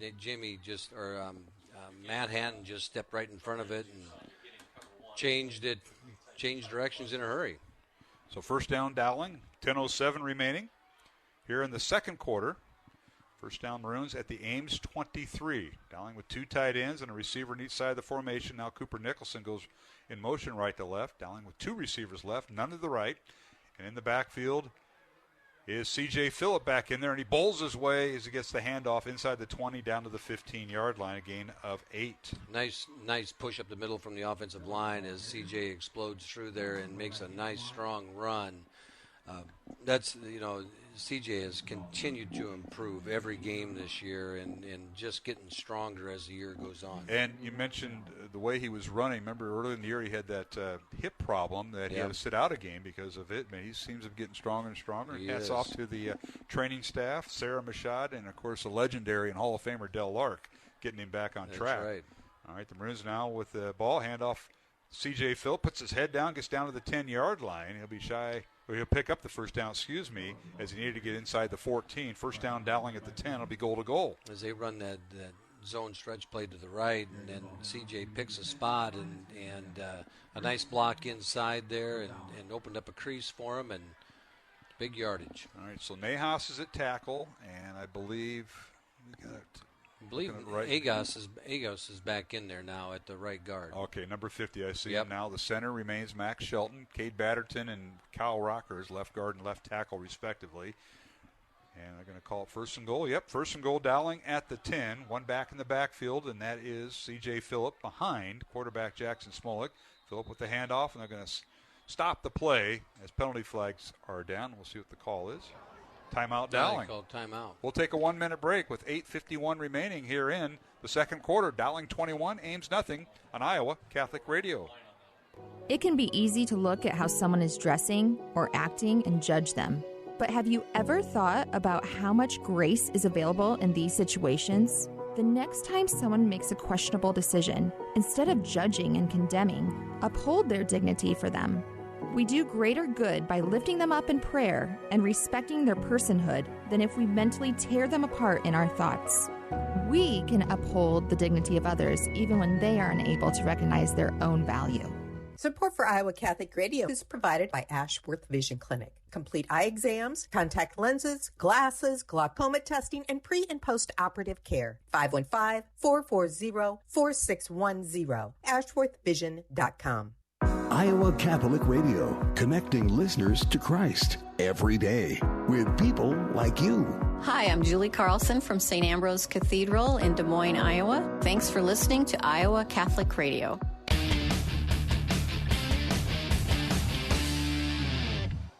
All right, we're back here at Ames after a Dowling timeout. Handoff goes to C.J. Phillip, and he kind of dances around and gets down to about the 9. Tough going there, Matt, as he gained a yard as bring up second and goal now for the Maroons. Bobby Yuthi stepped up in there, and he makes a nice play, but not allowing C.J. to get ahead of his team and up into the middle there and creates a stop, 2nd and 10. Yeah, 2nd and goal on the we'll call it the 9-yard line. Again, Phillips back in there. He stands to the right of quarterback Jackson Smollett. Cooper Nicholson in motion. And here's the snap. Jackson looks over, fires it out, and it's nearly intercepted, and they're going to call it incomplete. Almost intercepted on the turn, underthrown pass to the left corner of the end zone, and that was nearly picked off by number 5, Jalen Luth, who's in there with their leading receiver on offense.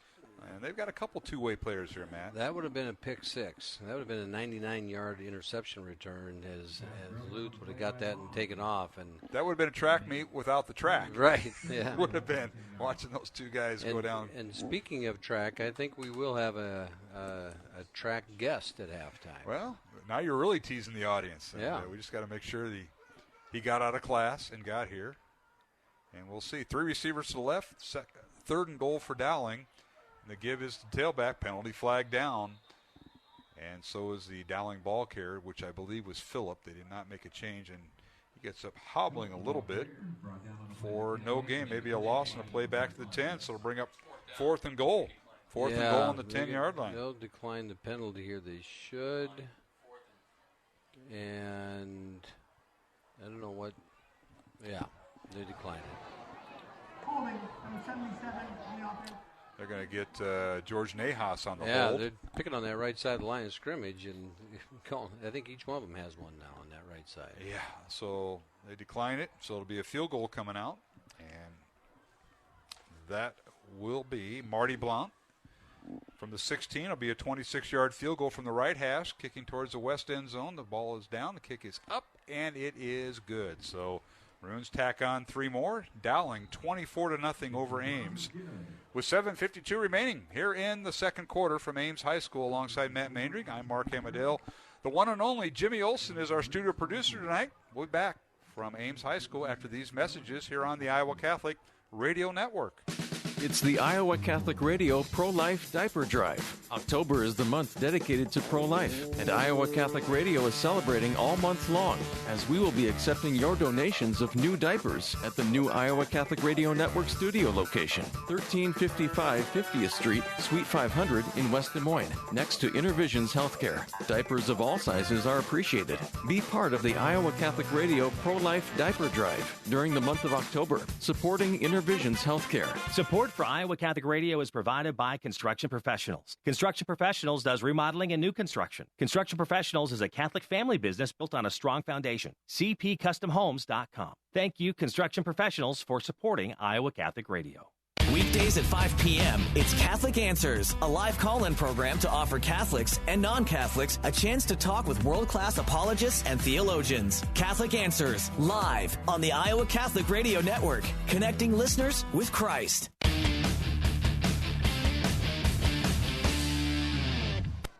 Hey, we're back here at Ames High School, and now the kickoff by Dowling, and they're going to say the up-back who fielded the kickoff had his knee down, Jacob Boothville, and it'll be Ames football 1st and 10 from their own 31-yard line. But a couple of interceptions, Matt Maindring, have paved the way for Dowling touchdowns. Jake Anderson with an interception earlier in the first half, and Rashad Davis ran it in from 8 yards, and now this time Matt Hatton's interception resulted in a Marty Blount 26-yard field goal, and Dowling leading 24-0 under 8 minutes to play in the first half. The defense has been very opportunistic as Manhattan gets things started for the Maroons defensively with that interception on that last drive. Dowling going 6 plays and 23 yards on the field goal by Marty Blount. First down Ames. From their own 31-yard line, Saucer with a quick pass, caught near side, and that's Lane Kinney. He's our leading tackler on defense, playing that corner spot, but he also turns around. A lot of these guys play 2 ways for Ames, and he makes the catch for about a 3-yard gain. Jared Rickey and Joe Hughes quickly reacting to that as he came across the whole field in motion, sat right by the sideline, quick toss out to him, and the defense reacts quickly to limit the gain. So Kinney. With that quad set again. Gain of 2 on the reception. And, yeah, they got the 4 receivers to the right, 1 to the left, empty backfield other than the quarterback. And that is back to throw a saucer, little swing pass. It's caught, loose football, and who's got it? I believe Ames got back on it. And they did the quick pass, and it was caught, but that was long on the reception, and he's the one that fumbled it but fell right on the ball. Yeah, he was able to scramble back to it. The nice strip there by the Maroons is, on that screen play, they did get some offensive linemen out there to get some blocks. He had a little crease out there and was able to wiggle forward, but Dowling was able to knock the ball out and Long jumped back on it. Yeah. Deshaun Long, 5'11", 165-pound sophomore. So we got a couple sophomores in the mix. Jamison Poe is their sophomore running back, but second on the team in receptions, along with being the leading rusher. Ames now with a 3rd and 7 from their own 34. Back to throw saucer. The lefty looks left, throws left, and the pass is caught out of bounds. Did he stay in? They're going to give it to him. Nice reception by Jalen Luth at the 46-yard line. A gain of 12. It looked to me like he was laying on the stripe, and when he caught that. But you only need 1 foot in, right? Yeah, 1 foot, but you do need your body. His feet were in. Nice catch. The young man had a great catch on the sideline there, and I believe that's first down. First down for Ames. It comes with 6:10 remaining here in the second quarter. Ames now will regroup their personnel. 1 receiver left, 1 receiver to the right. Ames going right to left or west to east on this east-west field here in Ames. Back to throw is Luth, or back to throw, and the pass is intercepted by Dowling. Yeah. Hey, picking it up that time. How about that? Noah Seamer. Penalty flag is down as, I said Luth. It's not. It was Dallas Saucer on the pass, but it's going to stand penalty against Ames. Right. I believe he was throwing the flag and calling defensive pass interference, offensive pass interference because anyway, it was the play was messed up from the start, and Noah Seamer jumped in there and makes the pick. And Saucer's come into this game. He's only had 4 interceptions all year. He's had ineligible receiver. Ineligible downfield. So we got that from our referees, Mike. So Dowling with a first down as they take over off the Noah Seamer interception. Noah started a year on the basically disabled list, but he's been back and getting back into that mix. First down Dowling at their own 47-yard line with 6 minutes and 4 seconds remaining. Back to throw is Smolik. Little wide receiver screen that's caught and breaking out of a tackle at the 40 down the far sideline is Bo Gamble. And that time it worked to perfection because Bo's been trying to get that set up. Yeah. But he can't slip the first block, and that time he did. Right. And if not for the tackle, I can't quite pick up the number there, but the Ames defender, there was only one guy left, and he was able to get Bo down, but not after a big gain. Well blocked out there by the Maroons on that left side, and out there on the number, and Bo gets loose, and big pickup. 21-yard gain for Bo Gamble from quarterback Jackson Smolik. First down, Dowling. And now the officials are getting with head coach Tom Wilson. Not quite sure what's going on over there, but they haven't signaled ready for play. Now they do, apparently. The play clock's winding down. Yeah. So first down, Dowling at the 32 of Ames. Maroons lead it 24-0. Just under 6 minutes remaining here in the first half. From Ames High School, Mark Amadale, Matt Maindring tonight with you. 3 receivers to the right. The give is to the tailback right behind Smolik, and that's Rashad Davis. Slips a tackle, and he's finally tripped up inside the 30 of Ames down to about the 26 they'll give him. A gain of 6. Yeah, Rashad Davis gets out and into that line of scrimmage, nowhere to go, and then he sees 3 Ames defenders. He says, I'm going to outrun him to the edge, and he just about got it. Cameron Canawine gets a shoestring tackle, otherwise Rashad might have found the end zone. Maroons are going to let the play clock wind down as we're at 5.5 minutes remaining. Dowling 24-0 over Ames. Last year the Maroons successful as they defeated the little Cyclones 49-6. Back to throw is Smolik on a play action. Can't find anybody open. Now wants to run. Stays behind the line of scrimmage and underthrows his intended receiver. right around the 20-yard line, and that was Bo Gamble. Bo Gamble out there. Smolik snuck up into the pocket and slid to his left and just threw that ball into the ground just a little bit as Bo Gamble was coming back on his route towards his quarterback. That'll bring up 3rd down and 3 for Dowling Catholic. The Maroons on the Ames 26. Pistol formation with 2 receivers to the right. Jalen Thompson's the tight end on the right for Dowling. 2 receivers to the left, I should say, for the Maroons. With the tailback, Rashad Davis, the sophomore running back. Here's a snap, and Davis gets the handoff over right guard, looking for his seam. Follows his blocking, gets outside, inside the 15, still on his feet, and finally knocked out of bounds at the 11-yard line. A 15-yard gain and a Dowling first down. A good block by Jalen Thompson out there, and then they're going to call a hold on Jalen Thompson as he just drove that kid into the ground. It's more of a pancake block than, and sometimes when they think that they've tackled the defender, they'll call that a hold. Yeah, you're right. They get holding on Jalen Thompson, but Jalen Thompson was blocking his kid downfield about 10 yards and really created a crease for Rashad Davis as he was flying around the edge, and that wipes out the 15-yard gain and first down. So the Maroons are backed up to the Ames 27, which is where basically Rashad started, which was back at the 26. Do it all over again. 3 receivers, 3rd and 4 for Dowling. Back to throw Smolik. Fires downfield, pass is caught by Cooper Nicholson, slips the tackle inside the 15, still on his feet at the 10, 5, touchdown. Oh, a lot of zig and zag and yards after the catch, touchdown from 27 yards by Cooper Nicholson from quarterback Jackson Smolik, Matt. He is fun to watch when he catches that football sometimes. He's got a little shake, and he gets loose there. A nice block downfield by Michael Reichard, I believe it was, and he got the last defender and allowed Cooper Nicholson to find the end zone. All right, the Maroons with the extra point. Marty Blount in there. Low snap, but putting it down is Jack Jepson. And the extra point is up and good. And Dowling now extends its lead to 31-0 over Ames with 4:43 remaining. Here in the second quarter, we'll be back to Ames High School following these messages here on the Iowa Catholic Radio Network. Did you know you have a choice in your child's education?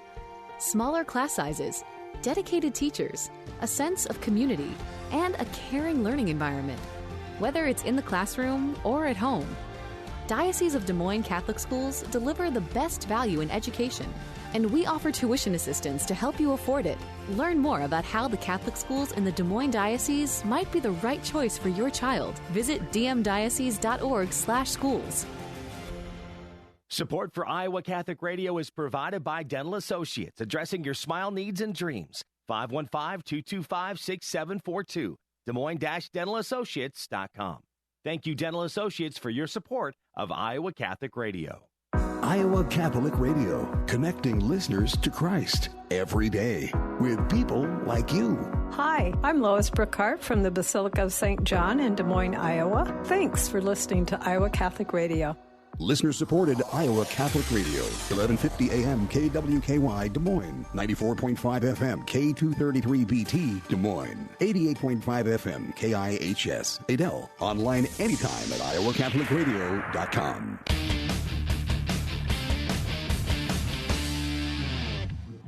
All right, we're back here at Ames High School alongside Matt Mandring, Mark Amadale on a Friday night of high school football. Dowling going 5 plays, 53 yards, capped off by Cooper Nicholson, 27-yard touchdown reception from quarterback Jackson Smolik. Extra point by Marty Blount was good, and Dowling leading 31-0, and that was all set up by a Noah Seamer interception. So interceptions tonight by Jake Anderson, Matt Hanton, and Noah Seamer, and this time Seamer's interception led to Dowling score. Noah Seamer makes the tackle on the kickoff there, as he did set up that last drive with that nice interception over the middle, and the Maroon defense has been on it. All right, handoff goes to Long. It's kind of one of those toss handoffs from quarterback Saucer, Dallas Saucer.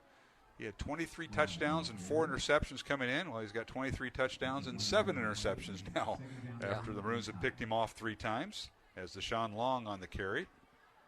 One score of interest, Pleasant Valley is taking it to. They might be for real. They're taking it to Iowa City High, 21-0 in the second quarter. And that game is at City High, I believe, Matt. Yes, Iowa City. Is that right? Yeah, Iowa City High City is High the home tonight. team. Yes.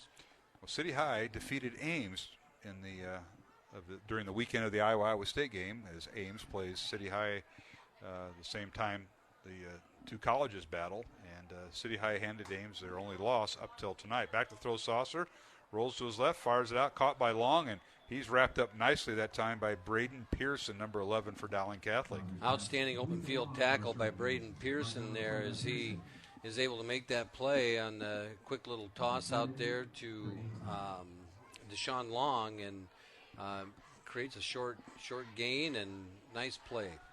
Gain of 1, so it'll bring up 3rd and 8 for Ames. They go with 2 receivers left, 1 back in the backfield. That's Jamison Poe, along with Dallas Saucer, who's passed for over 2,100 yards in just 6 games. And in motion, right to left, and play action fake.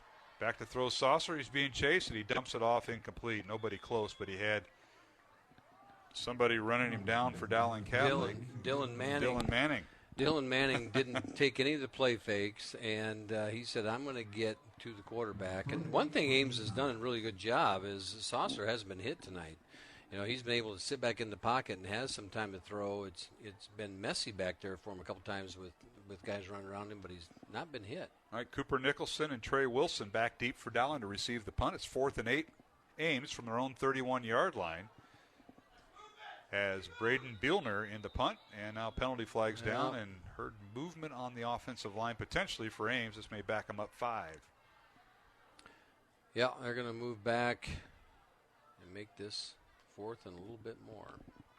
Tonight's game on Iowa Catholic Radio brought to you in part by Skeffington's Formal Wear, along with the Catholic Tuition Organization and Mercy One. We appreciate all our supporters this week, pledging their tax-deductible gift to Iowa Catholic Radio. You can still log on and give. It's iowacatholicradio.com, the website for our Iowa Catholic Radio Fall Fundraiser, which began earlier this week. And now here's the punt off the side of his foot, hits the 50, and will take an Ames bounce and down at the 49 of Dowling. So following the Ames penalty, Dowling will have the ball in pretty good shape, about a 26-yard punt, no return. Dowling with the first down, Matt, at their own 49-yard line with 2:51 remaining in the first half. Maroons have 2 timeouts remaining. Ames is down to 1. And let's see who comes out for the Dowling offense. I'd be surprised to see a new mixture of players here. We see Freylock is in there now at right guard. He's been interchanging with Nate Agos. And Rashad Davis, this is the time of the game when Coach Wilson's looking at practicing his 2-minute offense and trying to get some situational plays in. All right, runs with a man in motion, but they give it to Rashad Davis after they put Hunter Crutchlow in motion. Davis still on his feet. And what a stop and start move, and he may have picked up the first down. He did at the 40-yard line of Ames. Matt, that play should have been dead at about the Ames 45. It should have been. He got 11 yards and ran 15. Hit a couple of those sideways. And, Rashad Davis, such quick feet and great balance and able to make people miss. He ran backwards there for a little bit. He did. 12-yard gain. You guys don't teach running backwards, do you, coaches? Well, if you're that quick, you can. Back to throw is Smolik. He's hit as he throws it, and he passes incomplete as he was under duress for one of the few times tonight. Ames in the backfield there. Yeah, they sent him off the right side and were able to – they sent 2 off to the side there and didn't get picked up, and Smolik had to get rid of the ball in a hurry. Stops the clock as the offense gets a chance to reset. So 2nd and 10 as he throws that ball into the ground for the Maroons.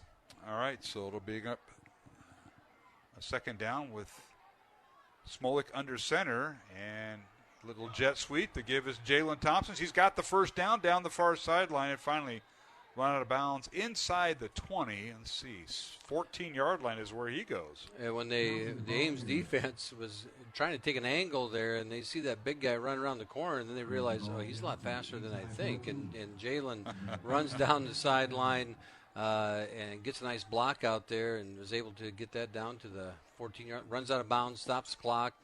A lot of good things on that play. First down, Dowling at the 14 at Ames. Jalen Thompson on a 25-yard run.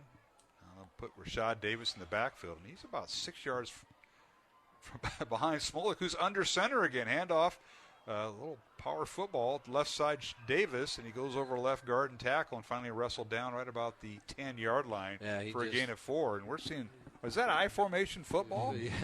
What's going on? You know, it's he was back there deep, and Yes, allows that offensive line to engage and get him down there, a little bit longer. And Rashad Davis makes a nice run. Down to the 9-yard line officially, 5-yard gain for Rashad, and about second down and 5 for Dowling. Yeah, a little confusion out here because they thought the Ames had called timeout, but they were getting an injured player off the field. Right, so the play clock just started to wind, so Maroons will have the full complement there. Dowling knocking on the door at the Bozeman Flores red zone. Say more with Bozeman, 515-244-ROSE. That's 515-244-7673. And now the Maroons with the snap. Smolik hands it off to Rashad Davis, left side, and he's hit at the goal line, bounces in. Did he get in? Touchdown. Touchdown, Dowling, and Rashad Davis over the left side. Over the left side. Mark, there's something I haven't seen in a long time. Was that actually a huddle? It was. You heard the coaches kind of yelling for us. Huddle. That was a huddle. We're not used to huddling. And huddle in an I formation. It's good stuff. And, they huddle and break out of the huddle, do a quick snap, and have Rashad Davis over that left side, and you go behind Rockers and Batterton and get in the end zone in a hurry. On Rashad, that's his second touchdown tonight. The extra point is up, and it is good by Dowling Catholic, and I believe, I want to make sure they didn't switch. Marty Blount with the extra point. So Dowling extends its lead to 38-0. Minute 23 left to go in the first half. We'll be back after these messages here on Iowa Catholic Radio. Has anyone ever told you to pray about it and left you thinking, okay, but how? First, invite the Holy Spirit to be with you as you talk to God. Think about what is going on in your heart and mind. Be honest. Acknowledge to God what you're thinking, feeling, and desiring, because He wants you, the real you. Then, tell Him about what you're experiencing and entrust that to Him. Finally, let the Father love us. Ask yourself, how is God loving me right now? He is loving always. Sometimes we need to stop and think of our blessings, because that is where we can find God. Support for Iowa Catholic Radio comes from Mercy One, your expert circle of personalized care for all your health needs. With more care locations than anyone, your best life is their one purpose. Find your doctor at mercy1.org. Monday through Friday at 3 p.m., it's Cresta in the afternoon. Speaker and author Al Cresta looks at life through the lens of Scripture and the teaching of the Catholic Church, providing conversation about the things that matter most. Cresta in the afternoon on the Iowa Catholic Radio Network.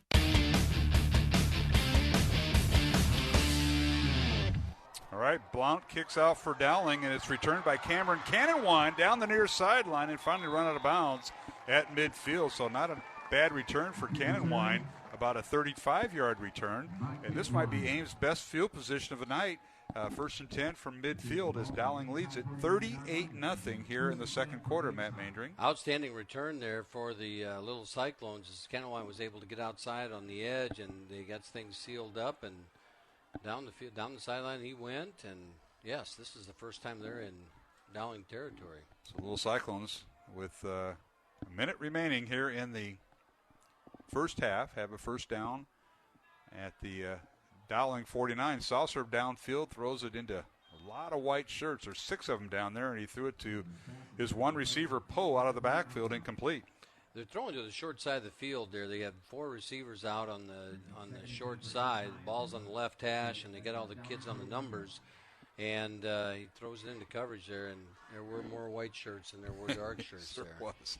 Second and 10 Ames. They're on the Dowling 49 officially. Is where they spot it. They run around. Now they're set.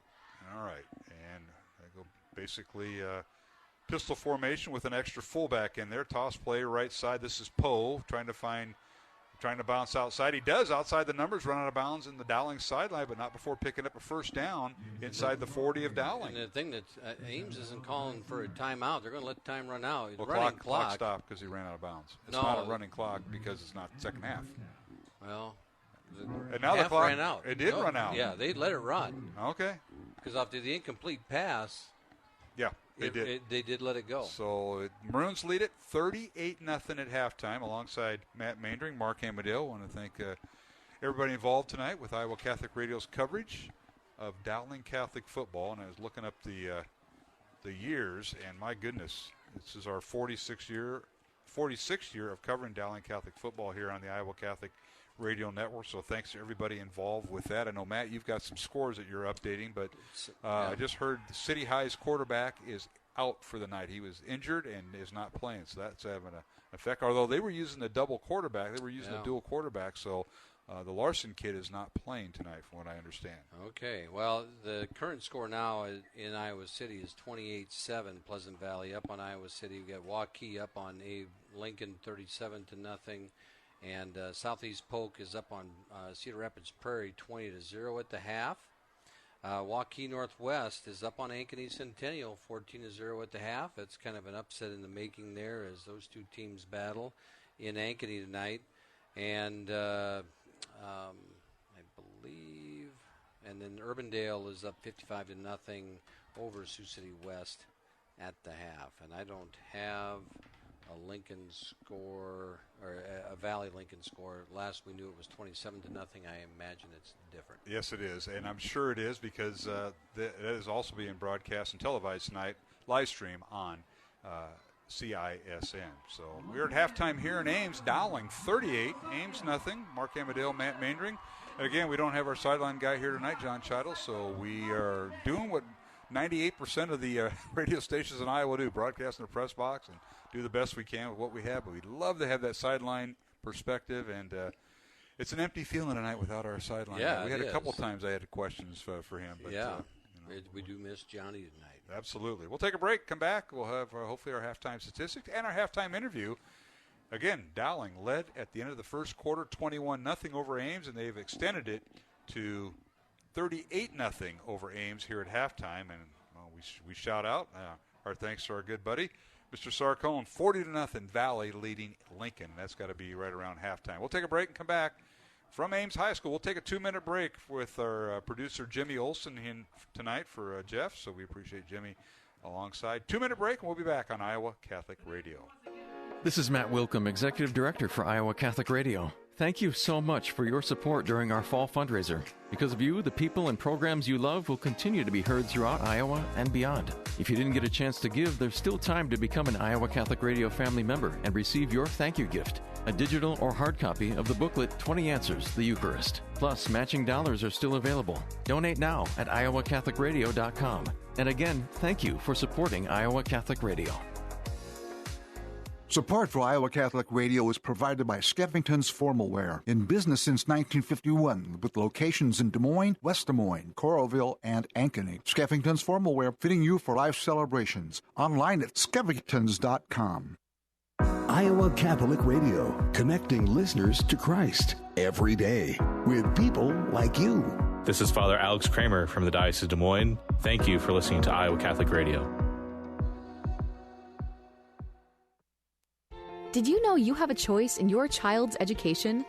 Smaller class sizes, dedicated teachers, a sense of community, and a caring learning environment.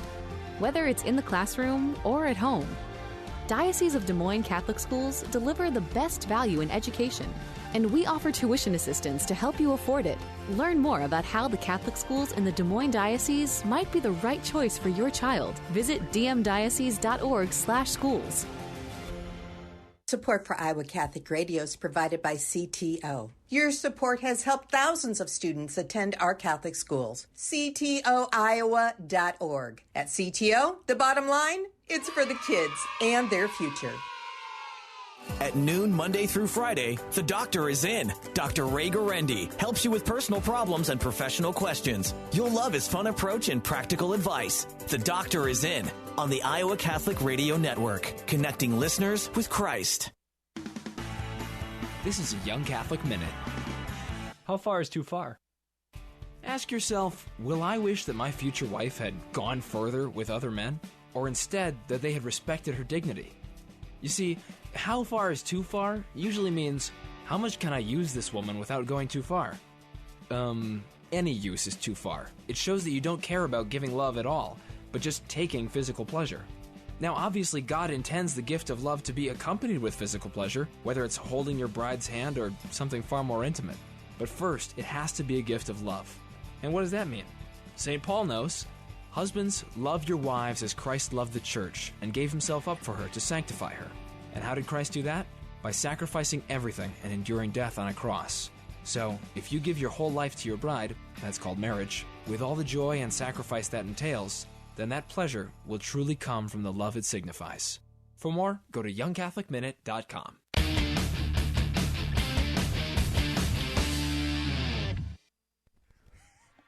Welcome back to Ames. Mark Amadale, Matt Mandring here at halftime.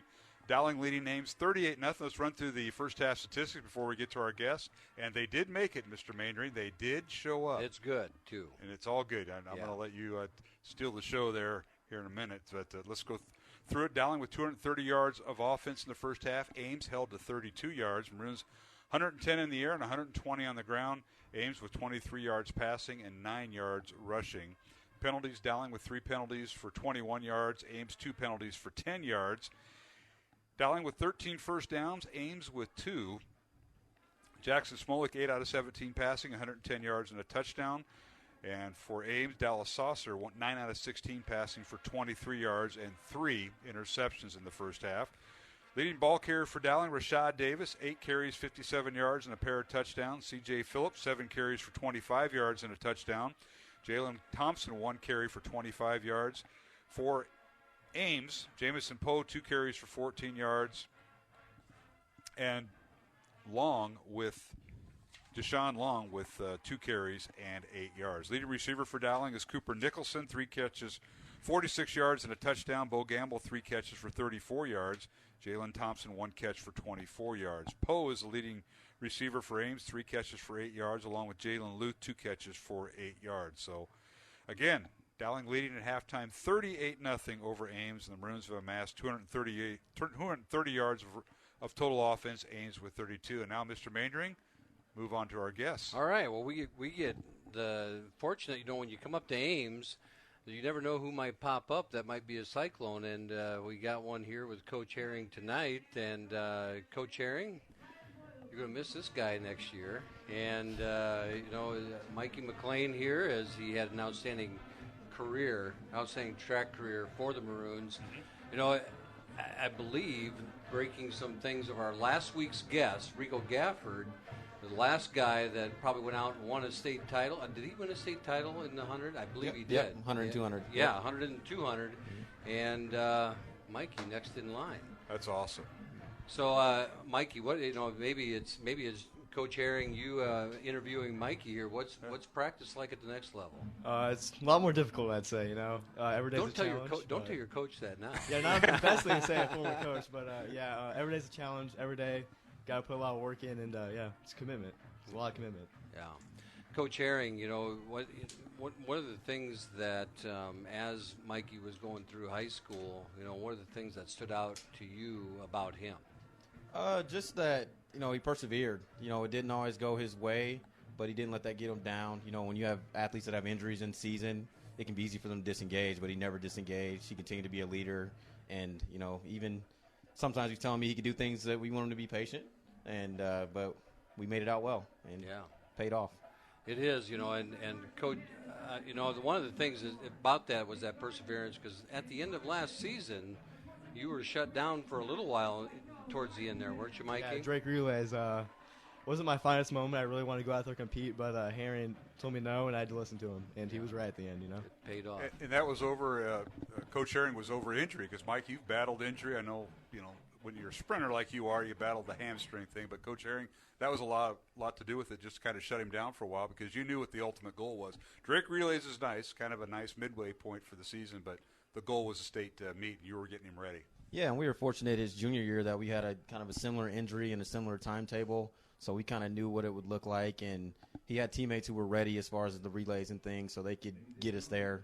We just needed him to be at his best at the big stage, and he paid off big dividends for us. He really got the turnaround started at that state meet, because you came in, the team came in down, and a little nervous coming into those last that last 2 days, about where things were at and how the chips were stacked against you, and young men stepped up to the plate. Yeah, we had Mikey in the 100 and Will Bussey in the 110 hurdles. They really electrified that Saturday for us, and we always talk about being ready, to compete on that Saturday and having a chance to make it and finish high, and they definitely did that. Now, Mikey, you come back to against the team tonight at Ames, but you caught a touchdown pass a year ago. Is that right, at Valley Stadium? I did, yeah. We were just talking about that. And, what a year. You're on the football team, track, and tell us the memory of state track, because it was a Friday-Saturday meet, and all of a sudden, and he can't come in, that's your dad. He's got to stay. He's yelling next door. But it was Friday-Saturday state meet, and what did Coach Herring tell the team Friday after the first day of competition? Your chances for Saturday. Well, as a team, we were really looking at the score, and we were kind of down because we were down by a lot going to Friday and even Saturday, kind of getting down on ourselves. But Herring kept us focused. He kept us going and knowing that everything's in front of us. All the chips are there, and we just got to do what we have to do. Did he pull? It's like with swimming and track, you got to put the right pieces together. And did Coach do that, putting the right people in the relays, just trying to get points? Yeah. And this guy's a master. Yeah, it amazes me every day, really, that he just knew where to put everyone, and it all worked out in the end perfectly. It's awesome. Did you, going into that did you tweak anything, any of your lineups as you were getting to the end did you tweak any of those relay lineups? Yeah, when you have a stud like Mikey, who's out for a while, you're running a lot of different relays without him, and we were having success, but we knew, okay, when he's getting back, he's going to take the spot in the 4x1, he takes the spot in the 4x2. So we were able to put a second place finishing sprint medley together that didn't have in it, which was awesome. And Andrew Bliss in the 4x2, that wasn't something that was planned, but guys develop over the year, and they surprise you. Yeah, they surprise you. And I'll be honest, I was at home and I had to get some work done that Saturday morning, and then I'm listening, on the air, and all of a sudden he wins the 100, and I go, we got a shot. And then I said to my wife, I said, we're going downtown. I think something's going to happen. And not to Court Avenue. And she's a track person, so she was all excited to get down there anyway. So, yeah, it was just a fun day. So, Mikey, now, our classes? What are classes like? Did you feel prepared? Now the principal gets to ask a couple questions. How about that? I say, yeah, they're going all right. It's a big change from high school to college, different types of classes. But, yeah, it's going well so far. Yeah. What are you studying? Business analytics. Business analytics. Yes. That sounds smart. So, Mike, he asked the academic question. I'm going to ask the sports question. What's the workouts like? Because you're now in the indoor track season, right? Yeah. Compared to Coach Herring, not doing any comparison, but the college workout. What's your take on that? Well, I say it's changed when it's harder. Kind of the same type of workouts, drills, and everything. It's very similar. So, not too much of a change of pace there. Just change the pace of just how much, the quality and the quantity of it, I'd say. Okay. And the season's longer, right? I mean, you're in all the time now. Yeah, aren't long you? season, November to about May, hopefully. Yeah. Early June. Yeah. Coach Herring, thanks for finding this guy. I don't know, was he wandering around the track tonight here? How'd you find Mikey McLean? Oh, he kind of stumbled in. He was he claimed he was cold. He doesn't have a hat on or anything like that. Well, so none of the track guys he's do. Not well prepared. But one thing I do want to say about him, he's a modest individual.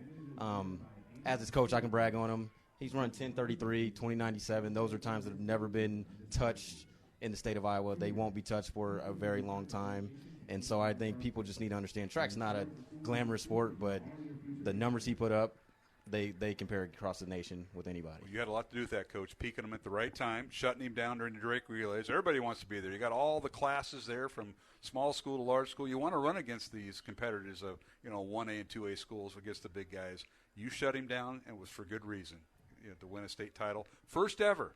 And I'm saying this back in the 70s when I ran. We might have gotten the top 10, but never a state title. So, Mikey, how long was the trophy at your house?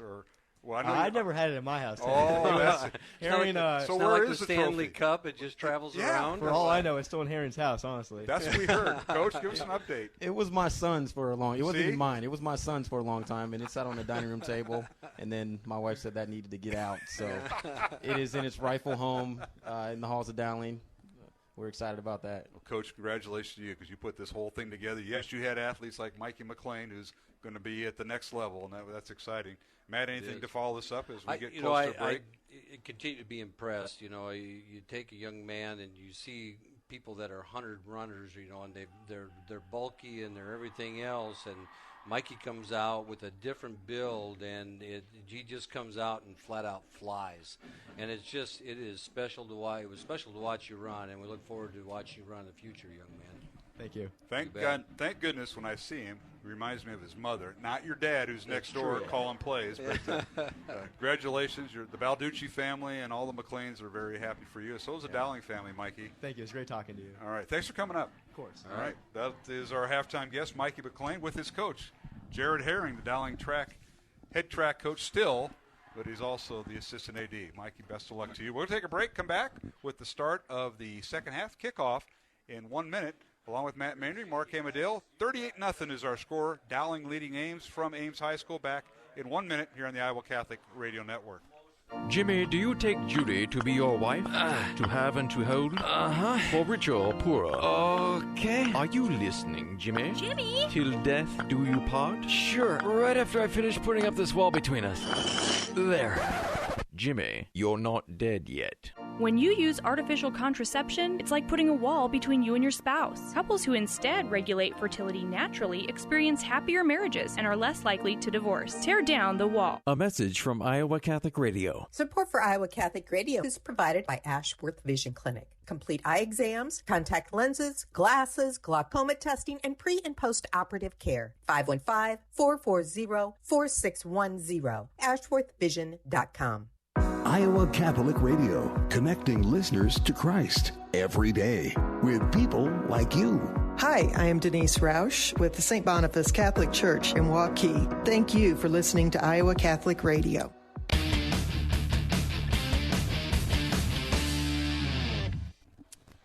And we're back here at Ames High School alongside Matt Mandry, Mark Amadale. Dowling leading at halftime 38-0, and we just saw the first half statistics provided by Jared Seifert, and we'll get maybe caught up with some scores, but tremendous interview with Coach Jared Herring, the Dowling boys track coach, and of course one of his athletes on that state championship team last spring, and that was Mikey McLean. And people forget all the injuries that he had to endure through the early part of the season, mid-season, and congratulations to him. It's good to catch up with him because he didn't have far to go here in Ames. He just had to find Ames High School. Yeah, it is something. And when Coach Herring says those times that young man run, it is simply amazing because those are times that will stand for a long time, and he will go down in Dowling Catholic history as one of the best sprinters to ever walk through the doors. No question about it. We want to thank our supporters of Iowa Catholic Radio. They include the Catholic Tuition Organization, along with Mercy One and Skeffington's Formal Wear. And let's kind of recap scoring. It was all Dowling in the first half. The Maroons intercepted Dallas Saucer, who's the leading passer in Class 5A football. He came in with 2,133 yards. I think he's got 23 yards passing tonight with 3 interceptions. Dowling defenses kind of smelled blood at times with interceptions by Jake Anderson, Matt Hanton, and Noah Seamer have led to Dowling scores. Maroons have had 2 touchdowns by running back Rashad Davis from 8 and 9 yards. C.J. Phillip ran in from 1 yard out. Trey Wilson on a 65-yard punt return all in the first half. And Cooper Nicholson caught a 27-yard touchdown pass from quarterback Jackson Smolik. And then, of course, Marty Blount, the sophomore, who's taken over nicely for Andrew Schumacher, who is scheduled to be back next week. Blount with a 26-yard field goal. And here we are, Dowling 38-0. And, Matt, we start with the second half kickoff by Ames and a running clock. And looks like Cooper Nicholson on the return. No. That is not Cooper Nicholson. That is Jake Anderson on the return. He and Rashad Davis back deep and return at about the 39-yard line. That's where the Dowling offense will start. 1st and 10 from their own 39. And we may see the first unit give way to the second unit here momentarily. Yeah. Probably a one-series half for the offense. Quickly, a couple scores. Sure. We got Northwest still up on Ankeny at half, 14. All these are at half, 14-0. Southeast Polk up on Cedar Rapids Prairie, 20-0. and Pleasant Valley up on Iowa City High, now 28-14 at the half. All right. City High making a comeback without their quarterback tonight. Dowling with the first down. Smolik on a play action, little pop pass, penalty flag down on the back end, caught by Cooper Nicholson at the 45, a gain of 5. Let's see if this will come back. Another flag into the middle, and this might be a record for the number of holds called against the Maroons in one football game. And here's the call from our referee. Oh, no. Ineligible man ineligible. downfield. All right. So that play action kind of leaked an ineligible player downfield for the Maroons from the line of scrimmage, and that'll back them up. It is so hard in those RPO situations where those offensive linemen don't know where the ball is. Right. And if it's handed off, they get downfield and they're getting to the next level and getting a block. And if it hesitates a little bit and then gets outside, they're downfield. 5-yard loss back to the 35, so it's 1st and 15 Dowling. And now a little play action fake caught by Jalen Thompson, tries to get outside the numbers and finally wrestled down as he crossed the 40 and up near the 43-yard line. And Jalen's down. He may have injured his ankle. I know he's been battling that in practice. Jalen's down there as he kind of got rolled up a little bit there as he caught that pass. He moves the ball up to the 42-yard line, a gain of 7. But Thompson down and now being assisted off the field on the far sideline. That's where the Dowling bench is at. And he's going to go to the bench. So that'll bring up 2nd down and 8. And we hope that is nothing that's going to linger. We'll let Sarah Mashad work her magic over there on the sideline and assess Jalen out there. 2nd and 8, Dowling from their own 42-yard line. Running clock here in the second half. Dowling leading 38-0. Now they give us to Rashad Davis, and he dances around defenders, still on his feet across midfield at the 40, still on his feet, and finally ran out of bounds at the 38-yard line.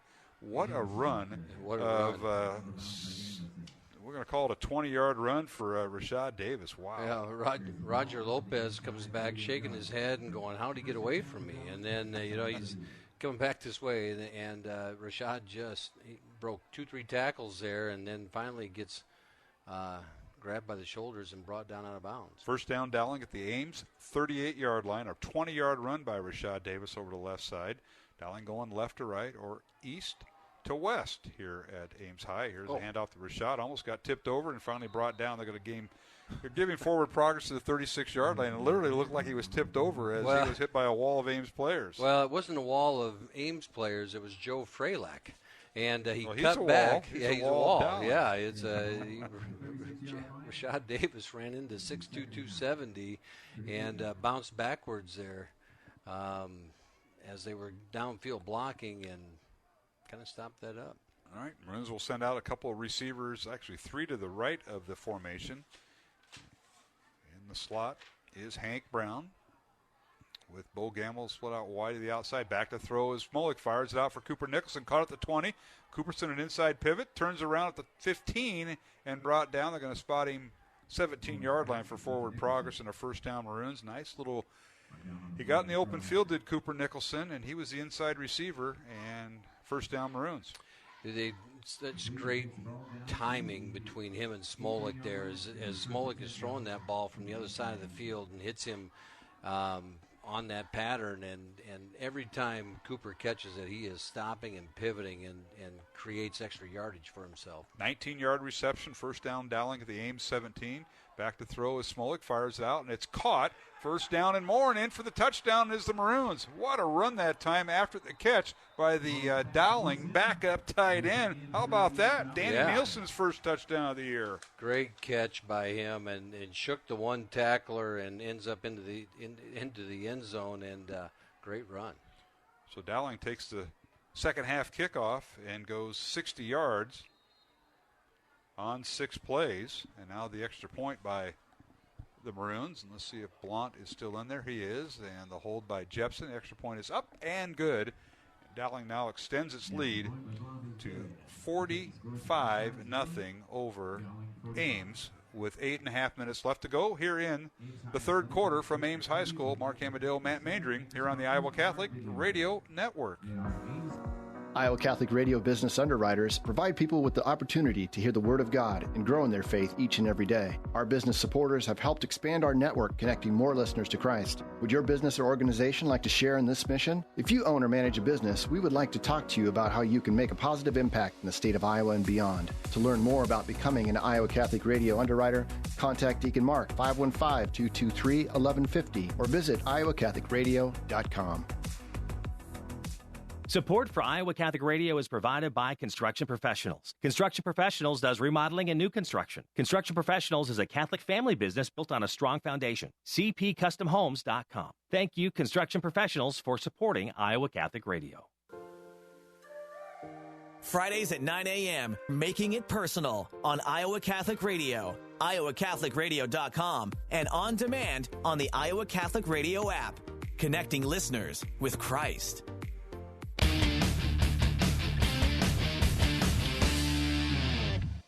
And we're back here at Ames on the kickoff. Ames on the return, and penalty flags down. Finally wrestled out of bounds by Dowling Catholic and Hunter Crutchlow. And we got a penalty flag down on the back end of this. Yeah, they're going to throw two of them right in the same spot, and they're going to bring this back. So they're going to spot it right about the 40-yard line is where the officials are huddled up. So this will all come back. 8:17 to go here in the third quarter. Dowling leading 40-5-0, and now Ames on the return with a flag, and we'll see where they spot this at. You know, they take that and they're going to march it backwards 10 yards from the spot foul. I mean, don't they run him backwards 10 yards? Take a look at some of the scores. They're going to try to get this sorted out. Now they are marking it off against Ames. Now they are. Yeah. So it puts the ball on the 31-yard line as the Ames offense takes over. Pleasant Valley still up on Iowa City High, 28-14, early in the third quarter. All right, Ames with the first down. Oh, he got from loose. Their own 31-yard line. Yeah, that is the wide receiver, Jalen Luth, getting loose, but they overthrow him, and Dowling is substituted liberally here. And then Kenny James out there in coverage right now, and they tried to pick on him as they run Luth by him, and Kenny got a step but was able to recover. All right, bring up second down and 10. Ames from their own 31-yard line. Saucer with the pass. It's caught by once again, Luth, who they targeted on the near side. It's complete up near the 40-yard line for a gain of 9. And Manhattan's still in the ball game for Dowling there and helps out with Kenny James. Kenny James comes up and reacts real quickly on that play to prevent the first down. Spot it up to the 39. So it'll bring up 3rd and 2 for the Little Cyclones. 2 receivers left and 2 to the right. The one tailback. In the backfield is Jamison Poe. And here is Saucer with the pass. It's caught. First down up near midfield is the receiver once again, Jalen Luth. Jalen Luth, a nice catch. Kenny James on the initial hit. And looks like, and Keevy Ford in there on the tackle as well. Along with Manhattan. Manhattan playing the deep safety position right now, outside of his normal linebacker position. And giving him a look back there. About an 8-yard gain, so it'll bring up 1st and 10 Ames. 3 receivers to the right. Back to throw is Saucer, looking over the middle, has time. Now the pocket collapses, fires over the middle, passes incomplete. Braden Bielner was the intended receiver, who also is the punter, and it deflects off him, incomplete. And I said, Manhattan playing linebacker there, he came up and made a linebacker hit right there from that safety position. Yeah, those are tough because the ball's incomplete, but he doesn't know that. Yeah. And makes it kind of difficult, so it brings up 2nd and 10 Ames. Ball's in their own 47. Dowling leading 45-0. Running clock with 6:10 left to go here in the third quarter. Saucer scrambles out of the pocket, fires a low throw, and it is incomplete. Right in front of us. Roman Johnson was the intended receiver, and well defended that time by Dowling Catholic. Kenny James, as you mentioned earlier, in on the stop. Yeah, they're trying to go right at Kenny James there, and he made great position there. They get a flag on the field. See if Dowling accepts this penalty. Other scores to report. Cedar Rapids Kennedy about to hand Davenport West their first loss. Kennedy 23-0 over Davenport West. And Cedar Falls leading Dubuque Hempstead 20-0. Cedar Falls taking on a winless Hempstead team tonight. here with 6 minutes to play. Dowling leading 45-0 in Ames. Mark Amadale, Matt Mandring, minus our sideline reporter, John Chido. Family night tonight. He'll join us the final 2 games when we're back on simulcasting with CISN the next 2 games. Back to throw Saucer. 3rd and 10, fires it out, and a catch that stayed in bounds. Nice reception that time by Jalen Luth. And he kept his 1 foot in, Matt, and made the first down at the Dowling 40. Jalen did a nice job there, Luth, of dotting the I. He got that 1 foot down, tapped it as he was coming to the sideline from Saucer's pass, and 1 foot in high school football, and he got it. 13-yard gain, first down Ames at the Dowling 20, and now here is a Saucer back to throw, and he had pressure, and he just dumped it off incomplete. As I think he had Manning in there. And Tommy Keipel. Yeah, Manning and Keipel were back there as they were trying to set up a screen, but they got there faster than the screen could get set up. All right, so it brings up 2nd and 10 Ames from the Dowling 40. Saucer back to throw, stays in the pocket, fires it out. A little catch on the near sideline by Jalen Luth, the 6'3 senior with the catch. Shy of the first down, they're going to spot him down right around the 36-yard line, maybe the 37. Again, Kenny James there on the stop as he was able to come up and make sure Luth doesn't get any more than what he had on the catch. Gain of 3. So it brings up 3rd and 7 for Ames. They'll go with 2 receivers to the left, 2 to the right.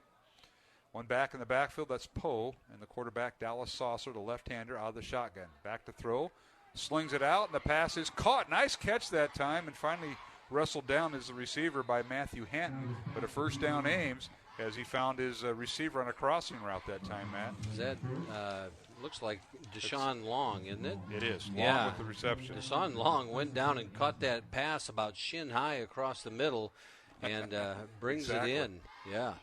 Gets a 17-yard gain down to the 20-yard line. First and 10 Ames. And now a little pop pass to the left side, caught, and the receiver gets inside the 20 near the 16-yard line on the reception. That is Luth again. Luth again as they run that little screen to the left side of the field, and they had a little space over there with the ball in the middle of the field. They came to the numbers, Ames sideline, and make a nice completion and gain. Yeah, they'll give him a gain of 4 on the completion, as you mentioned on the screen, and now here's Luth firing towards the end zone, incomplete towards the pylon to our left, incomplete. So it brings up 3rd down. 3rd and 6 for Ames from the Dowling 16. 3:20 remaining. The game clock continues to run. Dowling leading 45-0 here on Iowa Catholic Radio. The Maroons about to move to 6-1 on the season. And we're still in the 3rd quarter. All right, Luth now with 2 receivers left and 2 to the right. He'll send Jamison Poe in motion. Back to throw. Luth looks right, throws over the middle. Pass is caught and brought down about the 13-yard line is the receiver that time. And a nice tackle that time by the Maroons. Dylan Manning makes a nice open field tackle there on Deshaun Long. Deshaun's a talented young man, and Dylan Manning tracks him down over the middle and drags him down short of the first down. So it'll be 4th and 2 Ames, a gain of 4 on the reception. 4th and 2 Ames from the Dowling 12. Little Cyclones going for it. 2 receivers on each side of the formation. Poe next to the quarterback. Saucer fires over the middle. The pass is caught. And Dowling stripped the ball and they got it. Yeah, they stripped the ball and they got it. The Maroons pick off the receiver who did catch the ball, and they'll take over on downs inside the 10-yard line. How about that? Yeah, I thought it was first they were going to call incomplete pass because I don't know if he ever really had it, but he did make some move with it and took a couple steps, and Dowling strips it out. Either way, it was going to be Dowling's football. Whether he drops it or if it's a fumble, it doesn't make any difference. Minute 58 remaining as both teams will exchange units. Dowling will have their offensive unit out there with a first down at their own 8-yard line. So the pass was caught, and the Dowling defense stripped the receiver and caused the fumble, and the Maroons fall on it. Dante Cataldo in at quarterback for Dowling Catholic. The junior with the handoff and right up the gut. See if that's Moore. I believe it is, yes. Moore in there. And Dowling, this is the worst field position they've had the whole game inside the 10-yard line. Because of a turnover they caused. Yeah, and Dante looks to lead the offense here and see if they can march the ball down the field. Moore gain of 5. It'll bring up 2nd and 5 from the 13-yard line. Cataldo out of the shotgun. And they give us to Moore left side, looking for some running room. He found it. First down, Dowling. He crosses the 20. He needed to get across the 19, so a gain of 7. That'll bring up 1st and 10 Maroons. A little bit more breathing room to run an offense. Yeah, and they shift a few offensive linemen in and out here, and looks like I can't see the numbers with the angle here, but all new offensive linemen in there right now as Dante gets ready to take the snap. All right, Michael Reichard is split out wide to the right, and here's a handoff to Moore again, and he runs right over center and gets across the 25, maybe to the 26-yard line as Maroons get the running game going with trying to wind the clock down the final 15 seconds of the third quarter. And we get an injured little Cyclone on the field, and this will stop the clock. That's Kyler Hall, the 6'4", 300-pound senior defensive end. As they get him, well, he's up on his own power and will walk towards the sideline. That's where you want to hope it's a cramp, but he's favoring that leg, so he might have got rolled on. Clock is stopped with 5 seconds, and now they're going to wind it, and we've come to the end of the third quarter with the score. Dowling Catholic 45, Ames nothing. Along with Matt Maindring, I'm Mark Amadeo, back with the fourth quarter here in Week 7 of the high school football season on Iowa Catholic Radio. Did you know you have a choice in your child's education? Smaller class sizes, dedicated teachers, a sense of community, and a caring learning environment. Whether it's in the classroom or at home, Diocese of Des Moines Catholic Schools deliver the best value in education, and we offer tuition assistance to help you afford it. Learn more about how the Catholic schools in the Des Moines Diocese might be the right choice for your child. Visit dmdiocese.org/schools. Support for Iowa Catholic Radio is provided by Dental Associates, addressing your smile needs and dreams. 515-225-6742.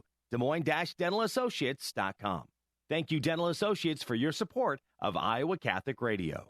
Iowa Catholic Radio, connecting listeners to Christ every day with people like you. My name is Larry Cruzy from St. Peter and Paul Catholic Church in Petersburg, Iowa. Thanks for listening to Iowa Catholic Radio.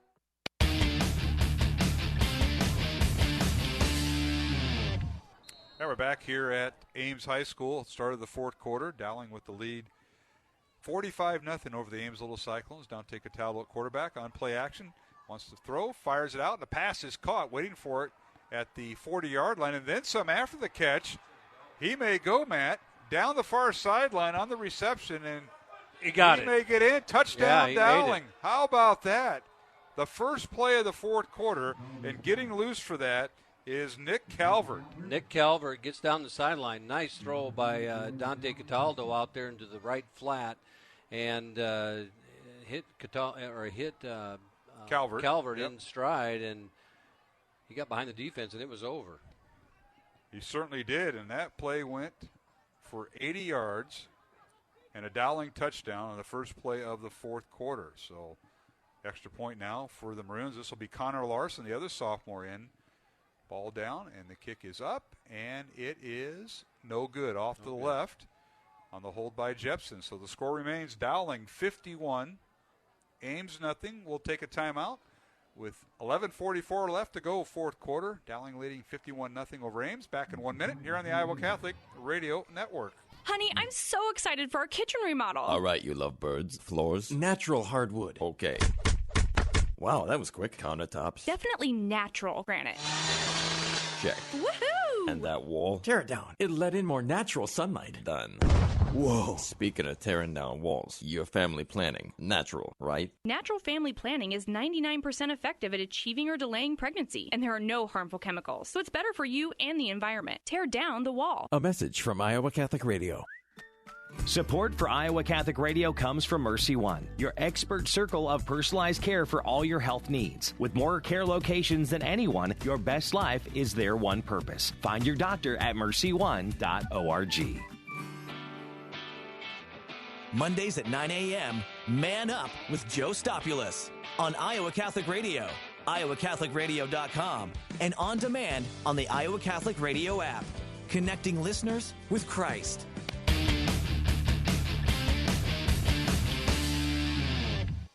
All right, Dowling Catholic going 3 plays, 92 yards, capped off by Nick Calvert, 80-yard touchdown pass from quarterback Dante Cataldo here in the fourth quarter. Dowling leading 51-0 as the extra point was no good by Connor Larson, who will kick off here, Matt. Yeah, we'll see as they drove that ball down to about the 11-yard line. On the nice return. Kick. Yep, here's Ames on the return and run out of bounds about the 30-yard line by the Little Cyclones. That's where they will start 1st and 10 as the Maroons lead at 51-0. Running clock here in the second half. Ben Hoover makes the stop for the Maroons on the kickoff team as he now trots to the sideline, gets a high five from Coach Jack. A little too many Iowa State fans. We had the Mikey McLean at halftime, and then that you said Hoover, and that family is they kind of bother me being the Hawk fan this year. They're Holy Trinity folks, and Ben's a good kid. Yeah, he is. He doesn't take after his dad; he takes after his mom. That's what I love about him. Anyway, back to throw is Saucer, fires it out, caught. And that is Luth again. Of course, Luth is also one of the leading receivers in Class 5A, and he's been stymied here until the fourth quarter when the Maroons have started to empty their bench. And Kenny James says, "What are they doing to me, man? They're throwing at me every time." Every time. And you're getting a lot of work. He is, but you got to understand, you are against number 1 right there. That's right. All right, 2nd and 2 from the 38-yard line. A little swing pass, caught near first down for Ames, and that is Luth on the reception. Yeah, the tackle gets made inside by Lucas Scigliano. He had nice tackle in there on the inside for the Maroons from the junior. 5'11", 175. Gain of 2. Called a first down, and now the ball nearly picked off by Dowling. They went to the near side to Luth, and guess who almost had a pick, and that was Kenny James, the guy you were just talking about, Matt. Kenny James his eyes got about as big as cue balls right there because he saw that ball come and read it and just threw his fingertips as he was thinking 6 points the other way. Well, he's trying to figure out their route tree for all their receivers, and most of the time there's 5 of them out there. Because they line up 4 receivers, 2 on each side, and then Poe is a tailback going in motion. He'll run the 5th route tree. Back to throw is Saucer. Fires over the middle on a post route to Luth. It's incomplete, and guess who was with him? Escorting him. Kenny James. And Kenny did a really nice job right there, and it's one of those things that's unseen. He got on top of Luth and was able to inhibit a little bit, not by a flag, but was able to slow him down as he's cutting across the middle because Luth can wheel. But Kenny got on top and held him up and created an incompletion. James is 5'9", 155. Luth at 6'3". It's a little size differential. 3rd and 10 Ames from their own 40. They trail 51-0. Final 9 minutes of the fourth quarter with the running clock. Dallas Saucer, the leading passer in 5A, has been held out of the end zone tonight. Pass is caught by Luth again out of the backfield, hit and knocked out of bounds by Dowling Catholic's Vinny Bertinoli. Vinny Bertinoli with a nice tackle there, and you can see when Saucer gets the ball right now, his eyes are only going one place.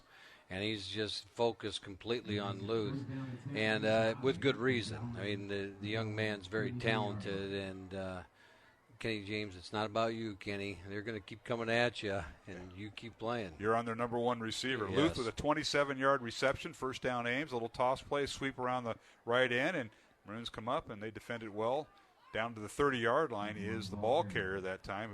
It's a jet sweep with a little toss involved, and that's Cameron Cantonwine with the run.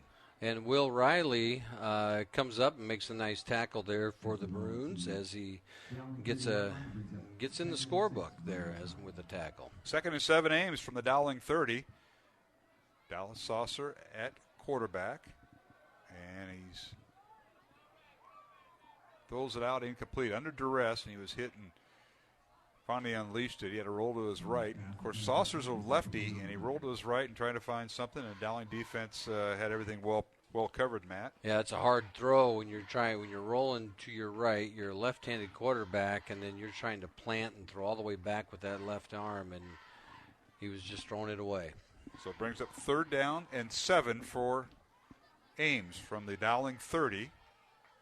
Ames taking their time, 15 seconds remaining on the play clock. Saucer will move Poe to his left. Now puts him in motion. 5 receivers now for Ames. Saucer looks over the middle, fires, and he overthrew everybody Incomplete. That's the route. It wasn't Luth's intended receiver that time. It was someone else other than Luth, and it's incomplete. And that would be Cameron Cannonwine. Cameron Cannonwine, well, they stopped up Luth short, and what Dowling has done now is they're stacking two guys over here on Luth. You got Kenny James on the short, and you've got over the top, you got Vinny Bertinoli. So they thought, well, we'll run Luth short and run one over the top, and the defense had it stopped up. All right, Ames going for it. 4th and 7 from the Dowling 30.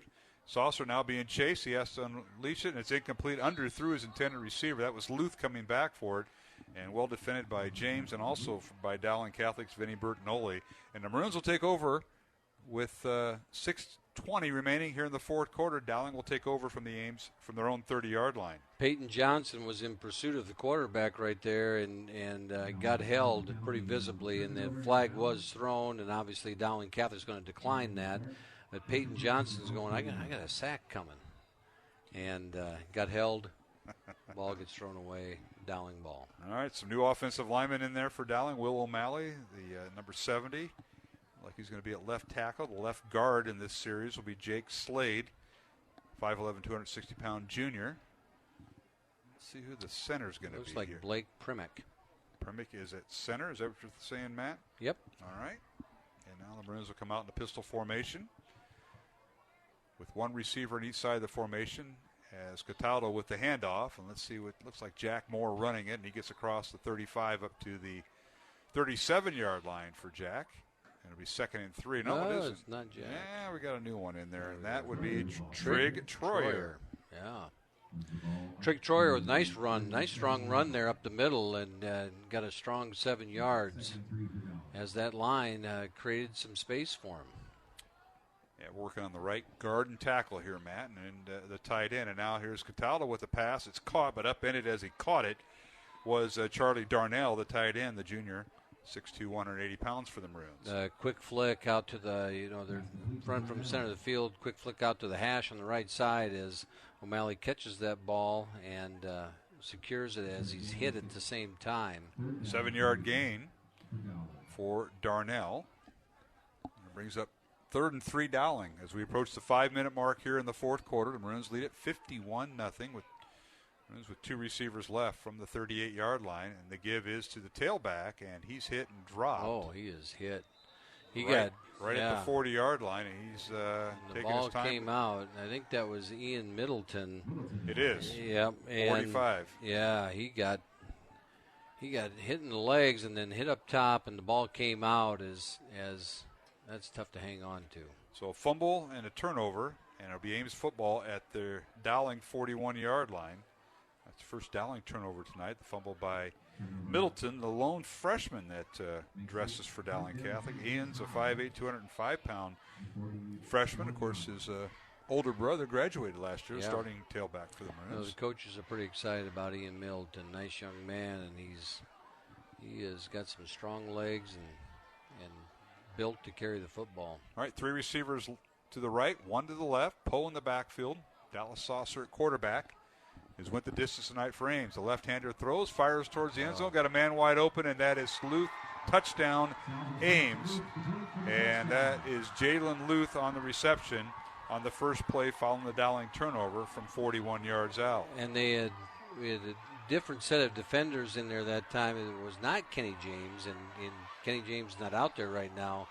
And a little mixed coverage out there, and Luth ran free, and Saucer gets him. So Ames now with the extra point. It's 51-6 with just under 4 minutes to play. The holder will be the quarterback, Saucer, and the extra point is down, and the kick is up and good. So our score is now 51-7. Ames trailing Dowling Catholic. And we'll take a break from Ames High School. Dowling 51, Ames 7 here on the Iowa Catholic Radio Network. It's the Iowa Catholic Radio Pro-Life Diaper Drive. October is the month dedicated to pro-life, and Iowa Catholic Radio is celebrating all month long, as we will be accepting your donations of new diapers at the new Iowa Catholic Radio Network studio location, 1355 50th Street, Suite 500 in West Des Moines, next to Intervisions Healthcare. Diapers of all sizes are appreciated. Be part of the Iowa Catholic Radio Pro-Life Diaper Drive during the month of October, supporting Intervisions Healthcare. Support for Iowa Catholic Radio is provided by Skeffington's Formal Wear, in business since 1951, with locations in Des Moines, West Des Moines, Coralville, and Ankeny. Skeffington's Formal Wear, fitting you for life celebrations. Online at skeffingtons.com. Iowa Catholic Radio, connecting listeners to Christ every day with people like you. Hi, I'm Lisa St. Arnold from St. Joseph Church in Des Moines. Thank you for listening to Iowa Catholic Radio. Listener-supported Iowa Catholic Radio, 1150 AM KWKY Des Moines, 94.5 FM K233BT Des Moines, 88.5 FM KIHS Adel. Online anytime at iowacatholicradio.com.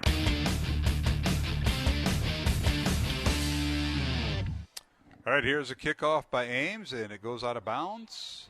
And penalty flag down as the kicking team kicks out of bounds for the Ames Little Cyclones. And I believe that doing the place kicking was Corbin Blair, the sophomore center. He was also the kicker, and it goes out of bounds right around the 35-yard line. But Ames goes one play, 59 yards, as Jalen Luth got behind the Dowling defense and hauled in their lone touchdown thus far from quarterback Dallas Saucer. And the extra point good. 51-7 is our score. Under 4 minutes to play, they're going to sort this out and award Dowling the ball right at the 40-yard line, appears, Matt. Yep, as they take over, you like to think this might be the last series as the clock starts to wind down. Ian Middleton in the backfield, and now we have Jepson in there at quarterback. Jack Jepson in at quarterback for Dowling, as Matt mentioned. The handoff is Middleton again, and he gets across the 40 and follows his right guard and tackle to the 41-yard line for a gain of 1. Runs with some authority right there. I think he's going to try and say, "Give me the ball. I can tell you I can do better." Updated score as Waukee Northwest leads Centennial 14-7. Final Valley 54-0 over Des Moines Lincoln. Those were third quarter scores with the Waukee Northwest and Centennial score. Here's Jepson on the snap. Give it to Middleton again. Dances around and shows some signs of C.J. Phillip. Gets across the 45 up to the 46-yard line. To be shy of the first down, he needs to get to midfield for that. He really did. He kept those legs churning, and nice strong run there by Ian Middleton. 5-yard gain. Tell you what, Coach Meeks does a tremendous job with the Dowling running backs. He Ball does. security and then trying to gain speed and leverage and waiting for your offensive line. Yeah, and making the best of those opportunities. Pistol formation for Jack Jepson. Here's a snap, handoff Middleton. Running just kind of keep it on the ground, and that time he can't get outside and is finally driven down back at the 45. He'll lose a yard the final 2.5 minutes of the fourth quarter. And that's where he's going to find, at this level, he's going to find that he can't outrun him to the edge right there, and he's going to have to put his head down, square those shoulders up, and chug forward as he tried to slide to the side. Well, I might have been wrong about the last possession. Punting unit is on for the Maroons. Unless this is a 2-minute punt. Well, yeah. Game clock continues to run. Dowling has 10 seconds to snap it. And into punt for the Maroons, Joe Vidane for the first time tonight. High snap, he corrals it in. High end over end kick. Fair catch signaled for by Ames. He loses it again. And Dowling cannot advance it, but did they get on top of it? We'll see. And it'll be Ames football as Little Cyclones get on top of the football. That was Cameron's Strawhacker, who fumbled the first time tonight and was picked up by Dowling. Strawhacker falls on this one. First down Ames with 1.5 minutes remaining. And Kenny James almost got that recovery as the young man was hustling down the field, almost jumped in that ball for the Maroons. So first down for Ames, and they put the ball right at the 12-yard line of Ames. Yep. three receivers to the right, one to the left, and we'll see Saucer still in at quarterback. As you mentioned, Matt, black uniforms with red numbers, hard to see. Yep, hard to see. Saucer scrambles out of the pocket and fires it down the far sideline, incomplete. Yeah, and there's, with 50 seconds to go, you're probably thinking about one more snap here. One more snap, and I got it.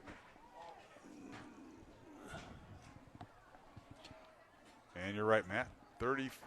25 seconds on the play clock, 30 seconds left in the contest. Dowling up 51-7 here in Ames.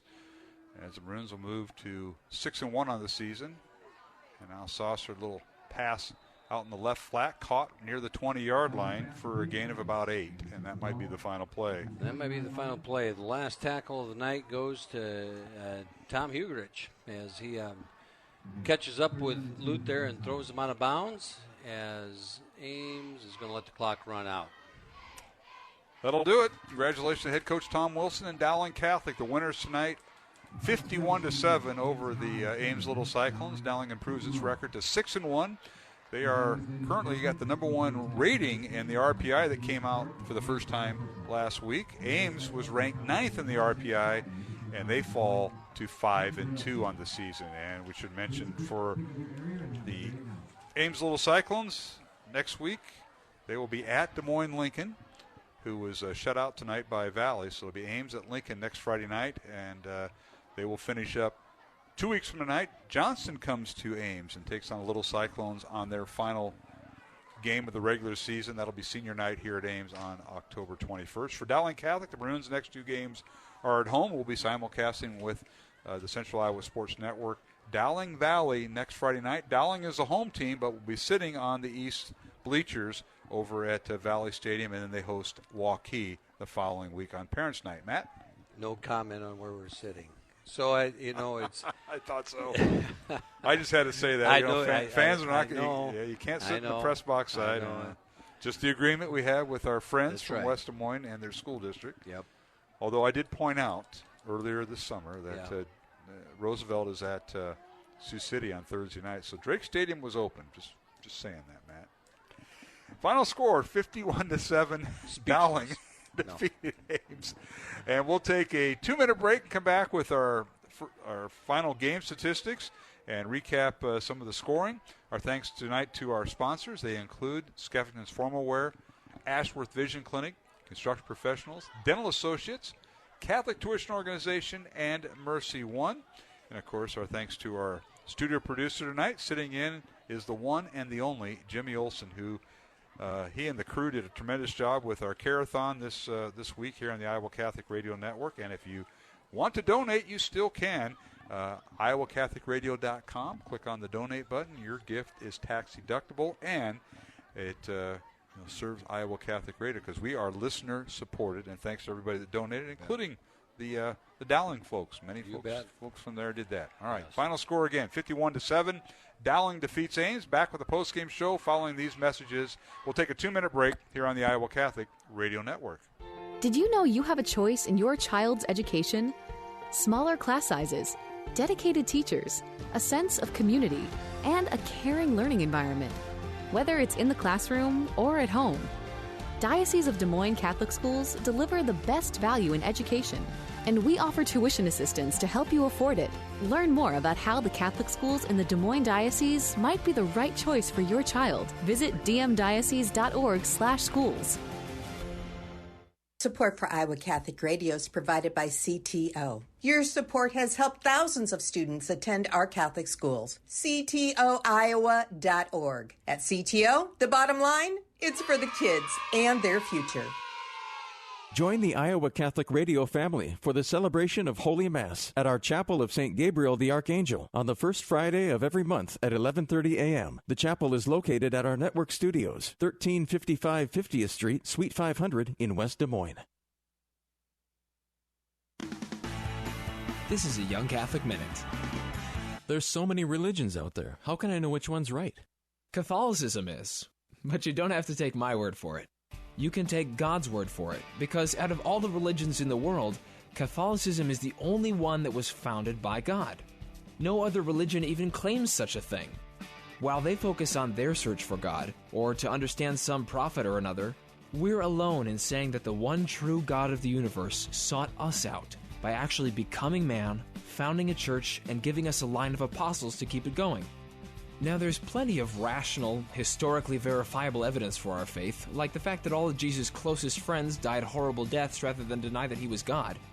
But beyond that, Catholicism is also the most inspiring place to look, because it's the only religion that offers complete forgiveness and unconditional love. So check it out. It won't disappoint. For more, go to youngcatholicminute.com.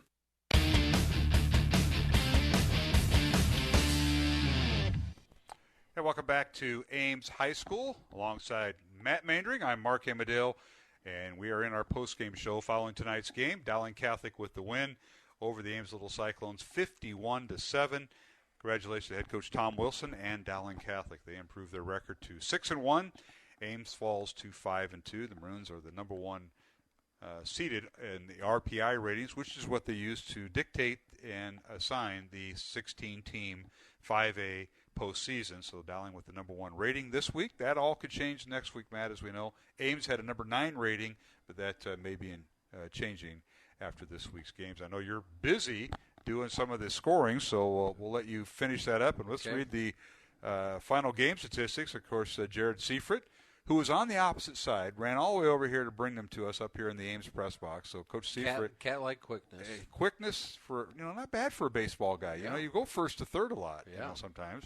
But this iPad that he put it on, it is cold because it's a little bit of a chill in the air tonight. All right, so Dowling now with 405 yards of total offense in this contest, 230 yards in the air and 175 yards on the ground for the Maroons. For Ames, 173 yards of passing, 11 yards on the ground. They had 184 yards, and we have to remember, Matt, one of those touchdowns, that was a late touchdown of 59 yards with some of that passing yards. So they really shut down one of the top-rated passing teams in the state tonight, in Ames, which ranked first in almost every passing category. Penalties, Dowling 4 penalties for 26 yards. Ames penalized 3 times for 20 yards. The Maroons had 18 first downs, 8 for Ames. Quarterback Jackson Smolik for Dowling, 11 out of 20 passing, 154 yards, 2 touchdowns. Dante Cataldo, 2 for 2 passing, 76 yards, and a touchdown. Dallas Saucer, the Ames quarterback, leads the state in almost every passing category. He was 22 out of 40 tonight in passing, 173 yards, 1 touchdown, and 3 interceptions. For the Maroons on the ground, Rashad Davis, 10 carries, 78 yards, 2 touchdowns. C.J. Phillips, 7 carries, 25 yards, and a touchdown. Jalen Thompson, 1 carry for 25 yards, and he was shaken up in the fourth quarter, or in the second half, rather. Jack Moore, 6 carries for 20 yards. For Ames, Jamison Poe, their starting tailback, 3 carries for 16 yards. And also in there for the Little Cyclones was Deshaun Long with 2 carries for 8 yards. Leading receiver for Dowling, believe it or not, it was Nick Calvert, the 1 catch for 85 yards and a touchdown. Check that, 75 yards and a touchdown. Cooper Nicholson, 4 catches for 66 yards and a touchdown. Bo Gamble, 3 catches for 34 yards.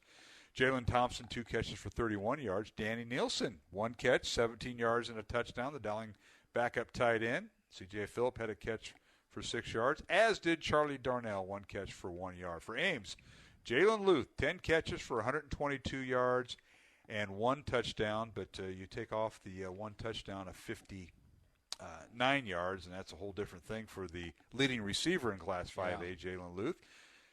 Long with 6 catches for 30 yards. Jamison Pohl out of the backfield, 3 catches for 8 yards, and Tristan Angus, 1 catch for 8 yards to lead Ames. But again, Dowling put up 51 points tonight. They win it 51-7 over Ames. The Maroons with 405 yards of total offense. Ames with 184. And that's a look at the numbers. And now I know you want to get to some of the final, or some of the scores we have across the state Class 5A. Matt, go ahead and take it away. We'll run down the scores there that we have real quick. Ankeny was up big on North, and then Southeast Polk was shutting out. The last score we got in the fourth quarter is Southeast Polk 34, Cedar Rapids Prairie 0.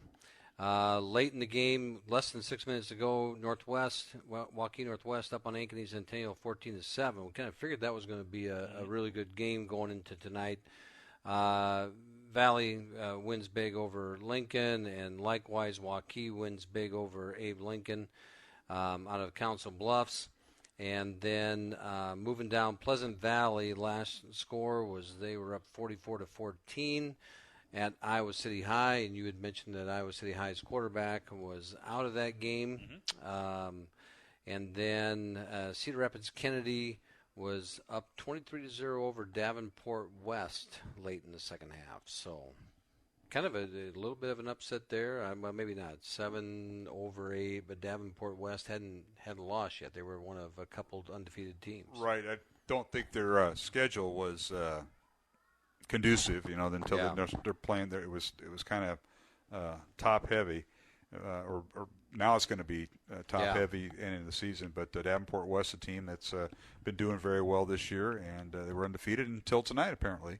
And then Kennedy, who beat them.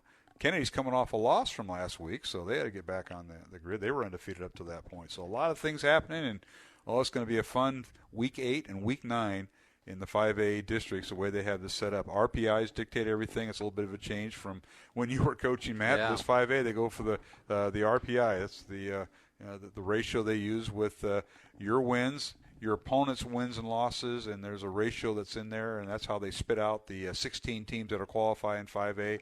And right now, going into tonight's game, Dowling had the #1 overall rating and #1 seed. Yeah, and going into, which is so critical going into the stretch, because you want that top seed, and then you work your way through the bracket that way. It's going into a game against Valley next week, as we said at Valley Stadium, where Valley going tonight at 500, and when's the last time they've been 500 going in? This is going to be one for them where they're trying to make their mark, and it's one of those games that Dowling's got to be on its toe, as always with Valley, but this is really going to be something that Valley is trying to put their mark on things and show that they deserve to be in the talk as the season winds down. No question about it, Matt. That is true. It's going to be interesting to see how this all shakes out. But for Dowling, the Maroons move on. They're back at Valley Stadium the next 2 games, as they'll host the Valley Tigers next Friday night. You mentioned that. Valley comes in with, a 4-3 record, I believe. And Dowling will bring in a 6-1 record in that matchup. We'll have the game.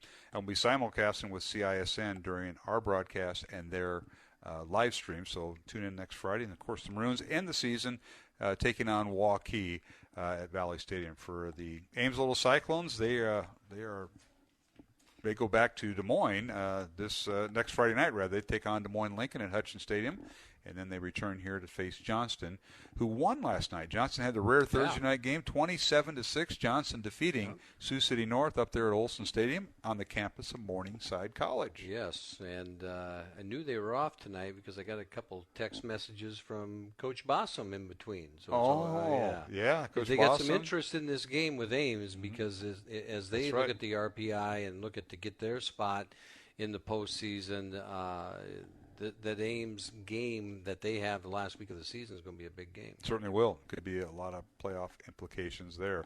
All right, we'll take our final break and come back. Again, if you joined us late, John Chatto did not make the trip up. We have no sideline reporter tonight, so we're doing the old style, back in the press box like 98% of the high school teams, high school radio stations in Iowa do. They don't have everybody in the sidelines. Yeah. But that'll be back next week. We'll be back. Johnny will be back. A little family night tonight. He's been interjecting some scores, so I wonder how much family that his wife Kristen's let him, he must be having an ear to the TV or like you have the score stream, score stream, and whatever works. All right, final again, Dowling 51, Ames 7. The Maroons improve their record again to 6-1. Ames falls to 5-2. We'll return with final comments from Ames High School here on the Iowa Catholic Radio Network. Ready to celebrate the end of Roe v. Wade? Then get your tickets for Pulse Life Advocates Pro-Life Christmas Gala. You'll savor a fabulous meal and Christmas entertainment along with an uplifting pro-life talk by the Sisters of Life. Support life, have fun. What a great combination. The date is Saturday, November 19th. The place is the Meadows Event Center in Altoona, Iowa. Get details at pulseforlife.org. A message from Iowa Catholic Radio. Support for Iowa Catholic Radio is provided by Ashworth Vision Clinic. Complete eye exams, contact lenses, glasses, glaucoma testing, and pre- and post-operative care. 515-440-4610. AshworthVision.com. Iowa Catholic Radio, connecting listeners to Christ every day with people like you. Hi, I'm Beth Henderson from St. Boniface in Waukee. Thanks for listening to Iowa Catholic Radio.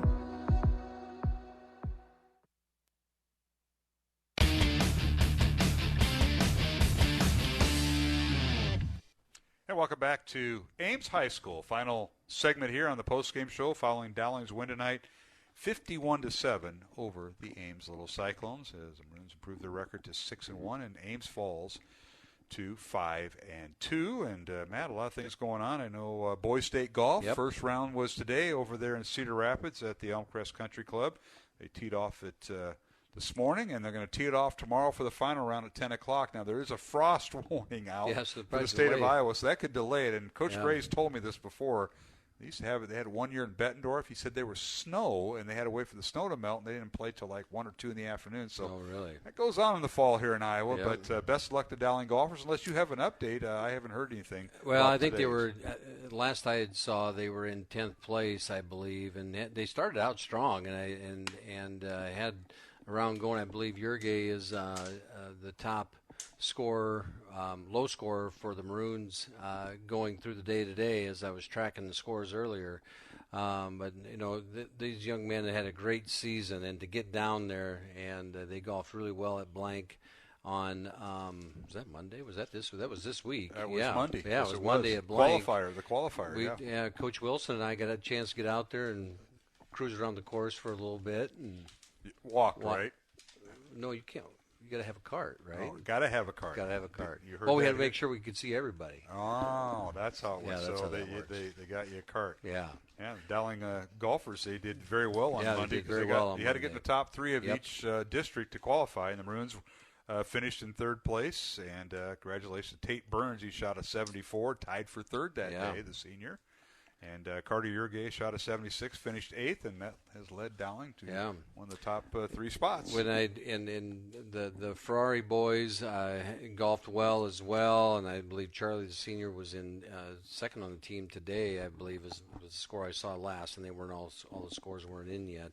But they've had an outstanding year, and congratulations to Coach Gray and them. Yeah, and the season's one more day, and that's tomorrow. One more day, and it's hard to believe. But things start to wind down because we aren't too far away. I believe conference or districts for cross country are just around the corner. Coming up, and I'm glad you brought that next up. Week, right? Congratulations to the Dowling girls and boys cross country teams. I was up there with them in Fort Dodge yesterday at Lakeside golf course in Fort Dodge, just north of Harlan Rogers Field. Yes, that's all I've ever been is softball field, and I've never been north. And it's like, whoa, this is different. They got a golf course up here. They got a golf course about 2 miles north there. And it gets crazy out there when you put all those cross country runners out there. Yeah, so the Dowling girls, who are ranked 12th in the cross country rankings, they placed 5th out of 24 teams.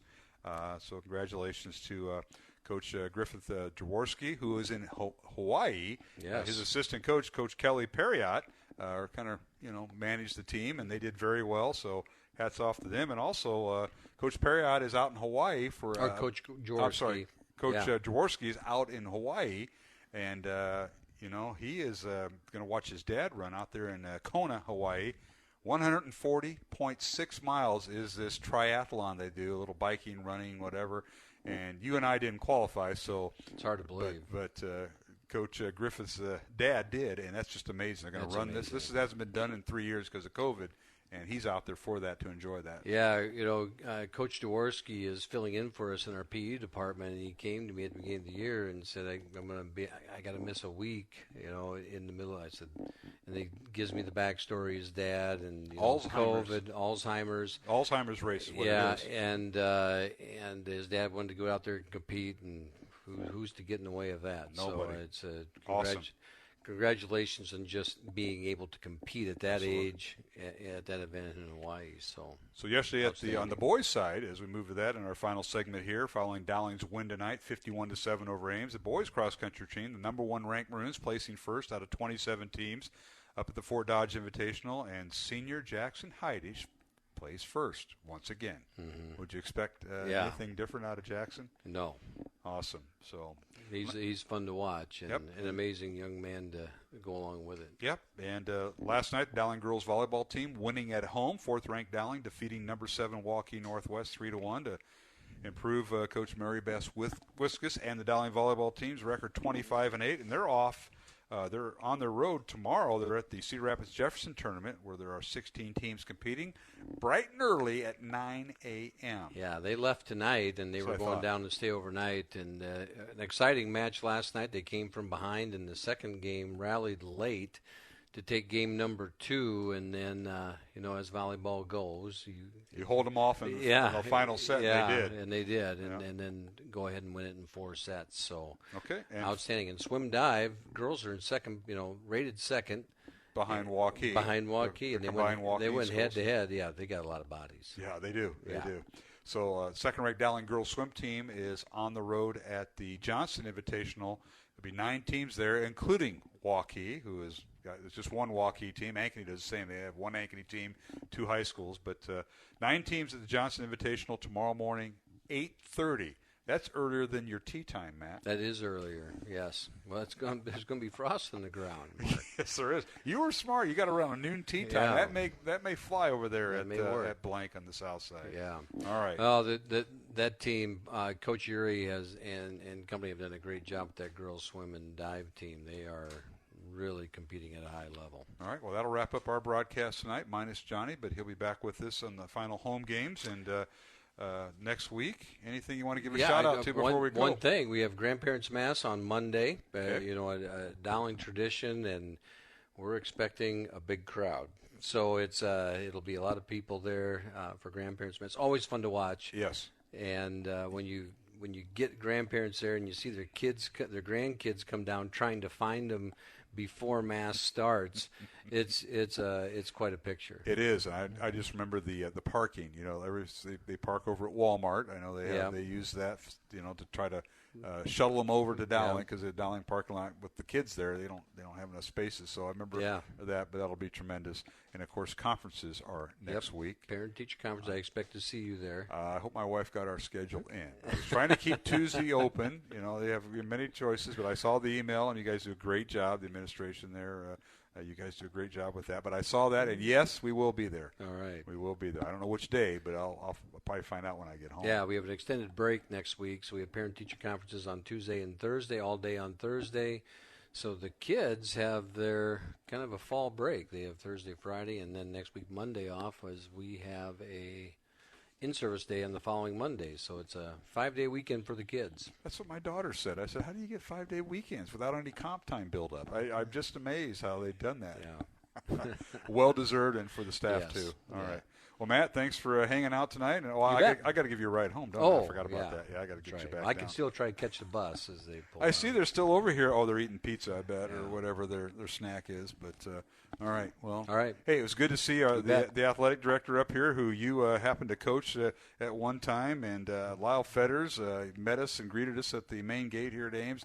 What a tremendous facility. We appreciate Lyle and the Ames folks for hosting tonight's game with Dowling. Great young man. Yes, they are. All right. Well, that'll wrap it up. From my broadcast partner, Matt Mandring, this is Mark Amadale. Thanks to Lyle Fetters and Tristan Spears. Do a great job here at Ames. And, of course, our colleague from KASI Radio, Dave Sproul.